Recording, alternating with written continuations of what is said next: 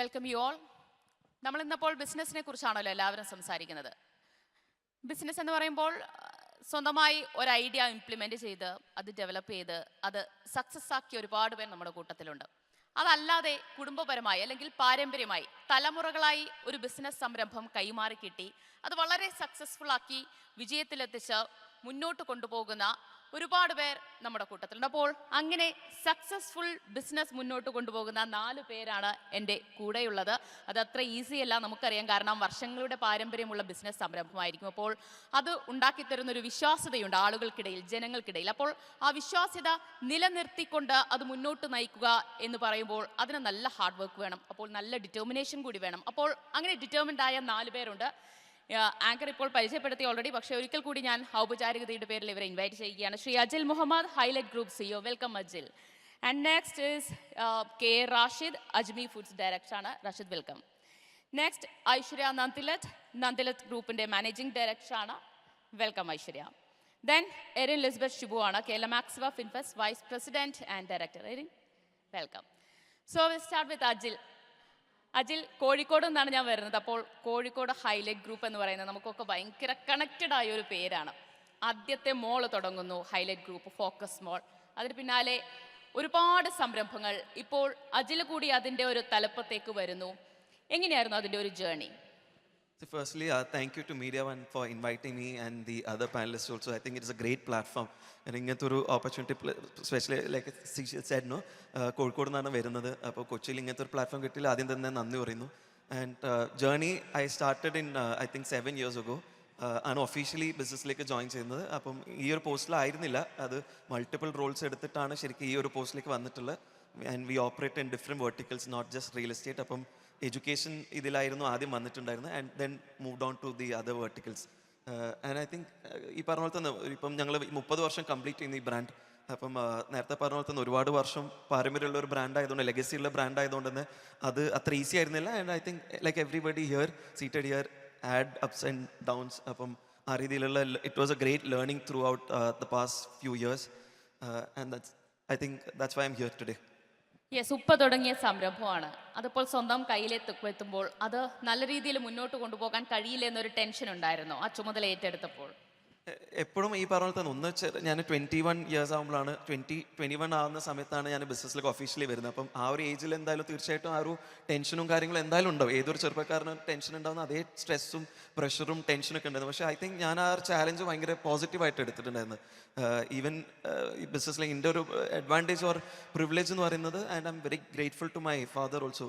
അദ്ദേഹം എനിക്ക് ആ റെസ്പോൺസിബിലിറ്റി തന്നിരുന്നു, ഒരു ഫ്രീഡം തന്നിരുന്നു ബിസിനസ് ചെയ്യാനുള്ള. അത് ഫ്രീഡത്തോടു കൂടെ തന്നെ I felt that responsibility on my shoulders too. അപ്പോൾ അതുകൊണ്ട് തന്നെ എന്ത് ചെയ്യാനും എന്ത് ഡിസിഷൻ എടുക്കാനും ആ ഒരു ഫ്രീഡം തന്നുകൊണ്ട് തന്നെ മുന്നോട്ട് പോകാനുള്ള ഒരു എനർജി അതെന്നായിരുന്നു. അപ്പം അതെന്നായിരിക്കും എനിക്ക് തോന്നുന്നു കഴിഞ്ഞൊരു വർഷത്തുള്ളൊരു ബിഗ്ഗസ്റ്റ് ലേണിങ്ങും ഒരു ചാലഞ്ചൊക്കെ ഞാൻ പോസിറ്റീവായി എടുത്തിരുന്നു.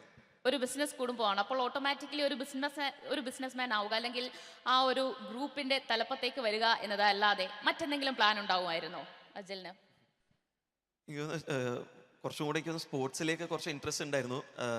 എനിക്ക് ഫുട്ബോളർ ആവണമെന്നൊക്കെയായിരുന്നു ആഗ്രഹം. പക്ഷേ പിന്നെ പല ആഗ്രഹങ്ങളൊക്കെ ഉണ്ടായിരുന്നു ചെറുപ്പത്തിൽ. എല്ലാവർക്കും ഉള്ള പോലെ തന്നെ സ്കൂളിലും കോളേജിലൊക്കെ പഠിക്കുന്ന സമയത്ത് ഒരുപാട് ആഗ്രഹങ്ങൾ ഉണ്ടാവുമല്ലോ. പക്ഷേ എപ്പോഴും ഡീപ്പ് ഡൗൺ ബിസിനസ് ചെയ്യണം എന്നുള്ളതും മോർ ദാൻ ബിസിനസ്, ഈ പറഞ്ഞ പോലെ പൈസ ഉണ്ടാക്കുക എന്നുള്ളതോ അല്ലെങ്കിൽ പ്രോഫിറ്റ്സ് ഉണ്ടാക്കുക എന്നുള്ളതിനേക്കാളും എന്തെങ്കിലും ഒരുപാട് പേരെ ലൈഫ് ടച്ച് ചെയ്യണം എന്നുള്ള രീതിയിൽ സൊസൈറ്റിക്ക് എന്തെങ്കിലും ചെയ്യണം എന്നൊരു ഗിവ് ബാക്ക്. കാരണം നാളെ നമ്മളെന്നും എല്ലാവരും ഇവിടെ വരുന്ന അതേപോലെ നാളെ മരണപ്പെട്ടു പോകേണ്ട ആൾക്കാരാണ്. പക്ഷേ എന്തെങ്കിലും പോകുമ്പം ഒരു ലെഗസി ഇവിടെ കീപ്പ് ചെയ്യണം എന്നുള്ളത് ഭയങ്കര ആഗ്രഹമാണ്. അത് എന്തെങ്കിലും രീതിയിൽ സൊസൈറ്റിക്ക് തിരിച്ചു കൊടുക്കണം എന്നുള്ളത്. അത് ഐ ബിലീവ് ഇങ്ങനത്തെ ഒരു ഓപ്പർച്യൂണിറ്റി ഉണ്ടാകുമ്പോൾ അത് മുന്നോട്ട് കൊണ്ടുപോകാന്നുള്ളതും ഇപ്പം ഞാൻ ഏറ്റെടുക്കുമ്പോൾ തൊട്ടുള്ള ഒരു എംപ്ലോയി സ്ട്രെങ്ത് അല്ല ഇന്ന് നമ്മളെ കമ്പനിക്ക് വെർട്ടിക്കൽസിനുള്ളത്, അല്ലെങ്കിൽ അന്ന് ഓപ്പറേറ്റ് ചെയ്ത വെർട്ടിക്കൽസ് അല്ല ഇന്ന് നമുക്കുള്ളത്, മാർക്കറ്റ്സും അല്ല. അപ്പം അത്രയും പേര് ലൈഫ് ടച്ച് ചെയ്തുകൊണ്ടിരിക്കുക directly and indirectly. We are touching way more lives and families.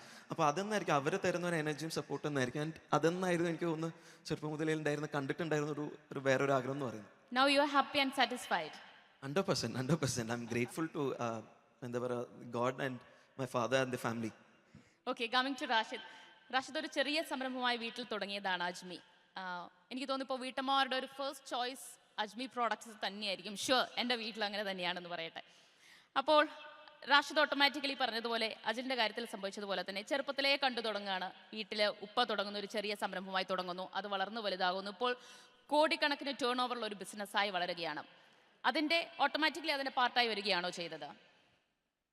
First of all thank you media one given me such a good opportunity. Ajmi എല്ലാവർക്കും അറിയാം, 1994 എൻ്റെ ഫാദർ തുടങ്ങിയ ഒരു ബിസിനസ്സാണ്. അതിൽ ഞങ്ങൾ 3 ബ്രദേഴ്സ് ജോയിൻ ചെയ്യും. ശരിക്കും പറഞ്ഞാൽ സ്റ്റാർട്ടിങ് മുതൽ ഇപ്പോൾ 32 ഇയേഴ്സായി ഈ കമ്പനി ഇപ്പോൾ സ്റ്റാർട്ട് ചെയ്തിട്ട്. അതിൽ ഞാനിപ്പോൾ ഫസ്റ്റ് ഇതിന് ഇന്ന ടൈം ജോയിൻ ചെയ്യുക എന്നുള്ളത് സ്കൂള് പഠിത്തം എല്ലാം കഴിഞ്ഞപ്പോൾ ജോയിൻ ചെയ്തു. ബട്ട് ഇത് ഫസ്റ്റ് ടൈം ഇപ്പോൾ 32 ഇയേഴ്സ് മുന്നേ എന്താണോ അജ്മി അത് ഞാൻ കണ്ടുകൊണ്ടിരിക്കുകയാണ്. അപ്പോൾ എനിക്കിതിൻ്റെ അകത്തൊരു എൻട്രി ചെയ്യുമ്പോൾ വളരെ ഈസിയാണ്. കാരണം ഉപ്പ എന്താണ് ചെയ്യുന്നത്, നമുക്കെന്ത് ചെയ്യാൻ പറ്റും, നമ്മൾ വന്നു കഴിഞ്ഞാൽ ഇതിന് എന്ത് മാറ്റങ്ങൾ കൊണ്ടുവരാൻ പറ്റും, അങ്ങനെ മനസ്സിലാക്കിക്കൊണ്ടിരിക്കുകയാണ്. അതിൽ ഒരു കിട്ടിയൊരു ഓപ്പർച്യൂണിറ്റി ആയിരുന്നു ഈ ഒരു ബ്രാൻഡ്. അപ്പോൾ അജ്മി എന്നൊരു ബ്രാൻഡ് സ്റ്റാർട്ട് ചെയ്തു, ഒരു പലചരക്കടയിൽ നിന്ന് സ്റ്റാർട്ട് ചെയ്തു. ഇന്ന് അറൗണ്ട് ഒരു 25 കൺട്രീസ് നമ്മളിപ്പോൾ ചെയ്യുന്നുണ്ട്, ഒരു 100+ പ്രോഡക്ട്സുകൾ ചെയ്യുന്നുണ്ട്. അപ്പോൾ ഉപ്പ സ്റ്റാർട്ട് ചെയ്തപ്പോൾ ഉപ്പയ്ക്ക് വലിയൊരു വിഷനോടെ സ്റ്റാർട്ട് ചെയ്ത ബിസിനസ് അല്ല ഇത്. അപ്പോൾ ഞങ്ങൾ ബ്രദേഴ്സായിട്ട് ഡിസ്കസ് ചെയ്യുമ്പോഴും ഉപ്പായിട്ട് ഡിസ്കസ് ചെയ്യുമ്പോഴും ഇത് നെക്സ്റ്റ് ലെവലിൽ എങ്ങനെ എത്തിക്കാം എന്നുള്ള എൻ്റെ ഒരു സക്സസ് ആണ് ഈ ഒരു അജ്മി ഇന്ന് കാണുന്നത്. അപ്പോൾ അതിൻ്റെ ഓരോ പീരീഡ് ഓഫ് ടൈമിലും എന്താണ് ചേഞ്ചസ് വേണ്ടത്, ഇപ്പോൾ ഇന്നത്തെ ട്രെൻഡ് എന്താണോ ഇന്നത്തെ ട്രെൻഡിനൊപ്പം നമ്മളത് ബിസിനസ് ചെയ്യുന്നു. അല്ലെങ്കിൽ നമ്മൾ കുറച്ച് ഔട്ട്ഡേറ്റഡ് ആയി പോവാതെ നാളത്തെ എന്താണോ ചെയ്യേണ്ടത് അത് നാളത്തേക്ക് വേണ്ടി ചെയ്യണം, അല്ലെങ്കിൽ ഇന്ന് അതിന് നമ്മൾ പ്രിപ്പയർ ആയിരിക്കണം. അല്ലെ എപ്പോഴും നമ്മൾ ഓരോ ചേഞ്ചസ് ആഗ്രഹിക്കുന്നുണ്ട്. ഫുഡിൽ വരുമ്പോൾ മെയിനായിട്ടും അതിൻ്റെ ക്വാളിറ്റി, ആ ബ്രാൻഡിനെ വിശ്വസിച്ചാണ് ആൾക്കാർ പ്രോഡക്ട്സുകൾ വാങ്ങുക. അപ്പോൾ നമുക്ക് ബൾക്കായിട്ട് പ്രോഡക്റ്റുകൾ പ്രൊഡ്യൂസ് ചെയ്യേണ്ട ആവശ്യമുണ്ട്. അപ്പോൾ ആ ഒരു പ്രൊഡക്ഷൻ കപ്പാസിറ്റി കൂട്ടണമെങ്കിൽ മാൻ പവർ നമുക്ക് അതൊരു ഇഷ്യൂസാണ്. അപ്പോൾ ഏറ്റവും മോഡേണൈസ്ഡ് ആയിട്ടുള്ള മിഷനറീസ് വരണം. പിന്നെ ബ്രാൻഡ് ഒരു പവർഫുൾ ആയിരിക്കണം. കാരണം നമ്മൾ ആർക്കെങ്കിലും വേണ്ടി പ്രൊഡക്റ്റ് സപ്ലൈ ചെയ്യുന്ന ഒരു സിസ്റ്റത്തിൽ നിന്നുപരി അജ്മിയുടെ അണ്ടർ ദി ബ്രാൻഡ് ആക്കി അതിനെ വേൾഡ് ഫേമസ് ആക്കി അതിലെ നമ്പർ 1 ആക്കുക എന്നുള്ളതായിരുന്നു ഞങ്ങളുടെ ഫ്രണ്ടിലുള്ള ഒരു ചോയ്സ്. അതിലെ ഞങ്ങൾ ഹാർഡ് വർക്ക് ചെയ്തു. അതിൻ്റെ ഒരു റിസൾട്ടാണ് ഇന്ന് കാണുന്ന അജ്മിയുടെ ഈ ഒരു സക്സസ്. ശരിക്കും റാഷിദ് ഇതിന്റെ ഡയറക്ടറായി വന്നിട്ട് മോർ ദാൻ 10 ഇയേഴ്സ് ആയില്ലേ? യാ ഓക്കെ, എങ്ങനെയാണ് ഉപ്പ ഇപ്പോൾ കംപ്ലീറ്റ്ലി വിട്ടു തന്നോ ഡിസിഷൻ മേക്കിംഗ് ഒക്കെ? ഷുവറായിട്ട് ഞങ്ങൾക്ക് അതിനൊരു ഫ്രീഡം ഞങ്ങൾക്ക് കിട്ടിയോണ്ടാണ് എനിക്ക് ഇത്രയും ഗ്രോ ചെയ്യാൻ പറ്റിയതും ഇതിൻ്റെ ഒരു പാർട്ടായിട്ട് വർക്ക് ചെയ്യാൻ പറ്റിയതൊക്കെ. കാരണം ഉപ്പയ്ക്ക് അങ്ങനെ എന്താണോ നമ്മുടെ ഏരിയ മനസ്സിലാക്കിയിട്ട് അത് നമുക്കൊരു ഫ്രീഡം തന്നു. അപ്പോൾ നമുക്ക് കൂടുതൽ അതിൻ്റെ അകത്ത് പെർഫോം ചെയ്യാൻ പറ്റി. അപ്പോൾ അതിനനുസരിച്ചൊരു ബ്രാൻഡിൻ്റെ ഗ്രോത്തും സംഭവിച്ചു. അതിലൊക്കെ ഒരുപാട് ഓപ്പർച്യൂണിറ്റി കിട്ടി. ശരി, ഡയറക്ടർ സ്ഥാനത്തേക്ക് റാഷിദ് എത്തിയതിന് ശേഷം എങ്ങനെയായിരുന്നു അജ്മിയുടെ ഒരു മാറ്റം? എങ്ങനെയാണ് അതിൻ്റെ ഒരു ഡൈവേർഷൻ എങ്ങനെയാണ്? അജ്മി മാറ്റം എന്ന് പറഞ്ഞു കഴിഞ്ഞാൽ അജ്മിയുടെ ആദ്യമേ തന്നെ പറയുകയാണെങ്കിൽ അജ്മി ഒരു റീബ്രാൻഡ് ചെയ്തു. ഞങ്ങൾ 2010 ആയപ്പോൾ 10 to 12 ആയപ്പോൾ ഞങ്ങൾ റീബ്രാൻഡ് ചെയ്തു. അപ്പോൾ അതുവരെ അജ്മിക്ക് ഉണ്ടായിരുന്ന ഒരു ഫേസ് അല്ലെങ്കിൽ ഒരു മീഡിയയ്ക്ക് മുമ്പിലോ അല്ലെങ്കിൽ വേറൊരു രീതിയിലോ അജ്മി പുറത്ത് ഉപയോഗിക്കുന്നവർ കണ്ടിന്യൂസ് ആയിട്ട് അജ്മി ഉപയോഗിക്കുന്നുണ്ട്. പുതിയൊരു കസ്റ്റമറെ നമ്മളെങ്ങനെ അട്രാക്റ്റ് ചെയ്യാം. അപ്പം അജ്മി പുട്ടുപൊടി എന്നുള്ളൊരു ബ്രാൻഡ് ഒരു പ്രൊഡക്റ്റിലാണ് ശരിക്കും നല്ല ഫോക്കസ് ചെയ്തത്. അപ്പോൾ അതുവരെ മാർക്കറ്റിൽ പുട്ടുപൊടി അങ്ങനെ ഒരു സെഗ്മെൻറ്റ് അത്രയും വലിയ ലാർജ് സ്കെയിലല്ലായിരുന്നു. അപ്പോൾ അതിലേറ്റവും നല്ല സോഫ്റ്റായിട്ടും ടേസ്റ്റി ആയിട്ടും റോ മെറ്റീരിയൽ എങ്ങനെ സോഴ്സ് ചെയ്ത് ഏറ്റവും കൂടുതൽ ആളുകളിലേക്ക് റീച്ച് ചെയ്യാമെന്ന് ഞങ്ങൾ റിസർച്ച് ചെയ്തു. അപ്പോൾ അങ്ങനെ മാർക്കറ്റിലൊരു സ്പേസ് ഞങ്ങൾ കണ്ടെത്തി. ഒരാളുടെയും കോപ്പി ചെയ്യാത്ത രീതിയിലുള്ള ഒരു മാർക്കറ്റിംഗ് ഐഡിയാസാണ് അജ്മി എപ്പോഴും ഫോളോ ചെയ്യുന്നത്. അപ്പോൾ ആ ഒരു പുട്ടുപൊടി എന്നുള്ളൊരു സെഗ്മെൻറ്റ് ഞങ്ങൾക്ക് വീണ് കിട്ടിയ ഒരു ചാൻസ് ആയിരുന്നു. മേ ബി അതിനെ കൂടുതൽ ആളുകളിലോട്ട് എത്തിക്കുക, അതിൻ്റെ ഫീഡ്ബാക്ക് എടുക്കുക. ആ റീബ്രാൻഡിംഗ് എന്നുള്ളതും റാഷിദിന്റെ ഐഡിയ ആയിരുന്നോ? അതെ, അത് മോസ്റ്റ്ലി ഞാൻ തന്നെ ഐഡിയ ക്രിയേറ്റ് ചെയ്തതാണ്. കാരണം പിന്നെ ഞങ്ങൾ പരസ്യങ്ങളിലോട്ട് വന്നു, ബ്രാൻഡിങ് കൂടുതൽ ശ്രദ്ധിച്ചു. അപ്പോൾ ഞങ്ങൾക്ക് നല്ലൊരു പ്രോഡക്റ്റ് കയ്യിലുണ്ട്. അപ്പോൾ ഈ പുട്ടുപൊടി വെച്ചിട്ട് ഞങ്ങൾക്ക് പുട്ടുപൊടി മാത്രം പോരാ ഞങ്ങളുടെ ബ്രാൻഡ് ഡെവലപ്പ് ചെയ്യാമെന്ന് ഞങ്ങൾക്ക് മനസ്സിലാക്കി. പക്ഷേ അതിൻ്റെ മാക്സിമം ഓളിയം നമ്മൾ കവർ ചെയ്തപ്പോൾ അടുത്ത ഒരു 100ഓളം പ്രോഡക്ട്സുകൾ നമ്മൾ ക്വാളിറ്റി പ്രോഡക്റ്റുകൾ തന്നെ ഇറക്കി. പിന്നെ ഞങ്ങളുടെ ഒരു ട്രക്ക് എല്ലാവരും ശ്രദ്ധിച്ചിട്ടുണ്ടോ എന്ന് എനിക്കറിയില്ല, ഈ കേരളത്തിൽ തന്നെ വൈറലായ ഒരു സംഭവമാണ്. വലിയ ട്രക്ക് ഫുള്ളി കവർ ചെയ്ത് ബ്രാൻഡ് ചെയ്ത് ഞങ്ങൾ ഓൾ കേരള ലെവലിൽ ഞങ്ങൾക്കത് ലോജിസ്റ്റിക്സിന് എന്തായാലും ട്രക്ക് വേണം. അപ്പോൾ ഞങ്ങൾ ആ രീതിയിലും ബ്രാൻഡിനെ പ്രൊമോട്ട് ചെയ്തപ്പോൾ പെട്ടെന്ന് ആളുകൾക്ക് മനസ്സിലായി ഇതൊരു ചെറിയ കമ്പനിയല്ല, ഇവരുടെ ലോജിസ്റ്റിക്സ് സൈഡ് വലിയൊരു കമ്മോഡിറ്റി കൊണ്ടുപോകുന്ന ഒരു കമ്പനിയാണെന്ന് മനസ്സിലായി. കാരണം ഈ വെഹിക്കിൾ എല്ലാ സമയവും വെറുതെ ഓടിച്ച് കഴിഞ്ഞാൽ നമുക്ക് ഭയങ്കര ലോസാണ്. അപ്പോൾ ഇതിൻ്റെ ഒരു വലിപ്പവും അതിൻ്റെ ഒരു സ്ട്രക്ചറും മനസ്സിലായപ്പോൾ Ajmi is one of the best എന്ന് ആളുകൾ ചൂസ് ചെയ്തു. Yes, coming to Aishwarya. Aishwarya 4 പതിറ്റാണ്ടിലധികമായി ഈ ഹോം അപ്ലയൻസസ് മേഖലയിൽ ഗോപു നന്ദിലത് ഗ്രൂപ്പ്, നന്ദിലത്ത് ഏജൻസീസ് ആയി തുടങ്ങുന്നു. 2004 ജി മാർട്ട് സ്റ്റാർട്ട് ചെയ്യുന്നത്.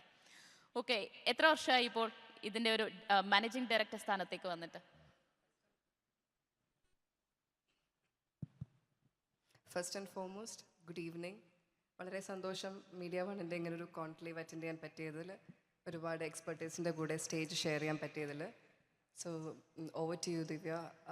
ഞാൻ ബിസിനസ് ജോയിൻ ചെയ്തിട്ട് ഇപ്പോൾ 7 years ആയി. അതിനു മുമ്പ് ഞാൻ തികച്ചും ബിസിനസ്സിലേക്ക് വരണമെന്ന് പ്രതീക്ഷിച്ചിരുന്ന ഒരാളേ അല്ല. അങ്ങനെ മനസ്സിലുണ്ടായിരുന്നേ ഇല്ല. അങ്ങനെ പ്രതീക്ഷിച്ചിരുന്ന ഇല്ല എന്നല്ല, ഞാൻ ഗ്രൂ അപ്പ് ചെയ്തത് അച്ഛൻ ബിസിനസ് ഈ കെട്ടിപ്പടുത്തുന്ന ഒരു ചൈൽഡ്ഹുഡായിരുന്നു എനിക്കുണ്ടായിരുന്നത്. അച്ഛൻ്റെ ഹാർഡ് വർക്ക് കണ്ട് വളർന്നു. പക്ഷേ ഏർലി മാരേജ് ആയിരുന്നു. 21 years ഐ ഗോട്ട് മാരീഡ്. അപ്പോൾ ഐ ഡിൻ നോ ഞാൻ എങ്ങോട്ടായിരിക്കും എൻ്റെ ലൈഫ് പോവാന്നുള്ളത്. പക്ഷെ ഒരു സഡൻ ബ്രേക്ക് കിട്ടതൻ ഐ ടോൾഡ് എനിക്ക് ബിസിനസ്സിലേക്ക് ജോയിൻ ചെയ്യണം എന്നുള്ളത്. ഇപ്പോൾ 7 years ആയിട്ട് മാനേജിങ് ഡയറക്ടറായിട്ട് ഗോപു നന്ദിലത് ജി മാർട്ടിൻ്റെ ഭാഗമായി. 41 വർഷം പിന്നിട്ടു നമ്മൾ ഇൻഡസ്ട്രിയിൽ. അത് തന്നെയാണ് ഞങ്ങളുടെ ലെഗസി. കുറേ ഒരു ബ്രേക്ക് എടുത്തു ആഫ്റ്റർ മാരേജ്, ബിസിനസ്സിലേക്ക് വരുന്നതിന് മുൻപ്?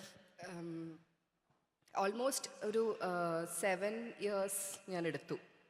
മാരേജ് കഴിഞ്ഞ് റൈറ്റ് ആഫ്റ്റർ ദാറ്റ് ഞാൻ ജോയിൻ ചെയ്തില്ല. I got 2 kids. ഒന്നും ചെയ്തില്ല, വീട്ടിലിരുന്നു.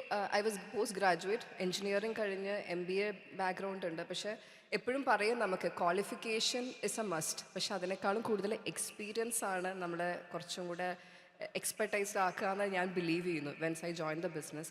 ഒബ്വിയസ്ലി MBA പഠിച്ച ടേംസും കുറേ കാര്യങ്ങളൊക്കെ നമുക്ക് യൂസ് ചെയ്യാൻ പറ്റിയെങ്കിലും അതിലുപരി എക്സ്പീരിയൻസ് ആണ് നമുക്ക് എല്ലാ മേഖലയിലും നമുക്ക് എക്സൽ ചെയ്യാൻ പറ്റുക. അപ്പം യാതൊരുവിധ MBA ഡിഗ്രി ഇല്ലാണ്ടാണ് ഗോപു നന്ദിലത്ത് എന്ന് പറയുന്ന വ്യക്തി 41 വർഷമായിട്ട് ബിസിനസ് ചെയ്യുന്നത്. അപ്പം എക്സ്പീരിയൻസ് ആണ് എനിക്ക് തോന്നുന്നു ഒരു പരിധി വരെ എല്ലാത്തിലും നമുക്ക് എക്സീഡ് ചെയ്യാൻ പറ്റുന്നത്. ഓക്കെ, ആ ബ്രേക്ക് എടുത്തൊരു സമയം ഉണ്ടായിരുന്നല്ലോ, കുറേ വർഷങ്ങൾ. ആ സമയത്തൊക്കെ അച്ഛൻ പറയായിരുന്നു, ഐശ്വര്യ ഇങ്ങനെ വീട്ടിൽ വെറുതെ ഇരിക്കാതെ എന്നെ വന്ന് ഹെൽപ്പ് ചെയ്യും, ബിസിനസ്സിൽ കുറച്ച് ഇൻവോൾവ് ആയിക്കൂടെ എന്നൊക്കെ ചോദിക്കായിരുന്നോ? സത്യം പറഞ്ഞാൽ അങ്ങനെ ഒരു സംഭവം ഉണ്ടായിരുന്നില്ല. ഒരു തികച്ചും ഒരു എന്താ പറയുക, സ്റ്റീരിയോ ടൈപ്പ് എന്ന് പറയാൻ പറ്റുമോ എനിക്കറിയില്ല. എല്ലാ അച്ഛന്മാരെ പോലെ കല്യാണം കഴിഞ്ഞ് അവൾ സെക്യൂർ ആയിക്കോട്ടെ, കുട്ടികളെ നോക്കിയിരിക്കട്ടെ, പക്ഷേ I am there for you എന്നുള്ളതായിരുന്നു. പക്ഷെ ഞാൻ 2 ഡിഗ്രി എടുത്ത് എൻ്റെ ഫ്രണ്ട്സ് എല്ലാവരും ജോലിയൊക്കെ കിട്ടി. ഫേസ്ബുക്ക്, അന്ന് സമയത്ത് ഫേസ്ബുക്കൊക്കെ ആയിരുന്നു കുറച്ചുകൂടെയും ആക്റ്റീവ് ആയിരുന്നത്. ഇന്നാണ് ഇൻസ്റ്റാഗ്രാം, ലിങ്ക്ഡിൻ ഒക്കെ ഉള്ളത്.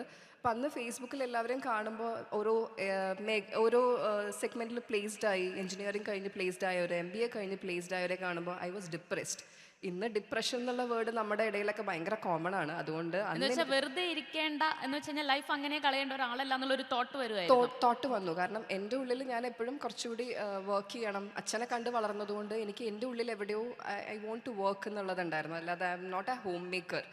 അപ്പം പക്ഷെ കുട്ടികൾ എന്നുള്ള ഒരു കമ്മിറ്റ്മെൻറ്റ് നമുക്ക് എല്ലാവർക്കും അമ്മമാരായ കുറച്ചും കൂടി ഉണ്ടാവും. അപ്പോൾ ആ കമ്മിറ്റ്മെൻറ്റിനോടുള്ള ഒരു എന്താ പറയുക, എനിക്ക് കുറച്ചും കൂടെ ഒരു സിൻസിയറിറ്റി ഉള്ളതുകൊണ്ട് അവർ കുറച്ചും കൂടെ ഒരു കേപ്പബിൾ ആവട്ടെ എന്ന് വിചാരിച്ചു. അങ്ങനെ ഞാൻ ഒരു 7 years കഴിഞ്ഞപ്പോൾ ഞാൻ ചെന്ന് ചോദിച്ചു അച്ഛനോട്, എനിക്ക് ബിസിനസ് ജോയിൻ ചെയ്യണം, അല്ലെങ്കിൽ തിരിച്ച് എൻ്റെ പ്രൊഫഷനായ എൻജിനീയറിംഗിലേക്ക് തന്നെ ആ ബാക്ക്ഗ്രൗണ്ടുമായി റിലേറ്റഡ് ആയിട്ടുള്ള ജോലി ചെയ്യണം. പക്ഷേ ഞാൻ ഔട്ട്ഡേറ്റഡ് ആയി. ഇന്നറിയാലോ, ടെക്നോളജിയൊക്കെ കണ്ണടച്ച് തുറക്കുന്ന പോലെയാണ് മാറുന്നത്. അപ്പോൾ ആ സാഹചര്യത്തിൽ എനിക്ക് എൻ്റെ മുമ്പിൽ ഇനിയും പഠിക്കാനും അല്ലെങ്കിൽ ഇനിയും പോയി വർക്ക് ചെയ്യാനൊക്കെ ഉള്ളൊരു മടിയുണ്ടായിരുന്നു. ഞാൻ ടോട്ടലി ഔട്ട്ഡേറ്റഡ് ആയി എന്നുള്ളൊരു തോട്ട് ഉള്ളതുകൊണ്ട്. അപ്പോൾ എൻ്റെ മുമ്പിലുള്ള ഒരു ഓപ്ഷൻ നന്ദിലത് ജി മാർട്ടും അച്ഛനുമായിരുന്നു. അങ്ങനെ ഞാൻ ചെന്ന് ചോദിച്ചു. അപ്പോൾ ഈ സൈഡ് ഇത് എളുപ്പമല്ല, കാരണം ഞങ്ങളുടെ ഇൻഡസ്ട്രി എന്ന് പറയുന്നത് ഒരു മെൻ ഡോമിനേറ്റഡ് ആയിട്ടുള്ള ഇൻഡസ്ട്രിയാണ്. അതിനകത്ത് സ്ത്രീകൾ ഒരുപാട് കോമ്പറ്റീറ്റേഴ്സും കൂടിയുണ്ട്. അതെ, ഒരുപാട് ഏത് മീറ്റിംഗ് പോയാലും ഒരു ഹാളിൽ, ഇതേപോലെ ഒരു ഹാളിൽ, മീറ്റിംഗ് ഹാളിൽ കണ്ടു കഴിഞ്ഞാൽ 1 2 സ്ത്രീകളെ ഉണ്ടാവുള്ളൂ. അപ്പോൾ അതൊക്കെ ഒരു ചലഞ്ചാണ്.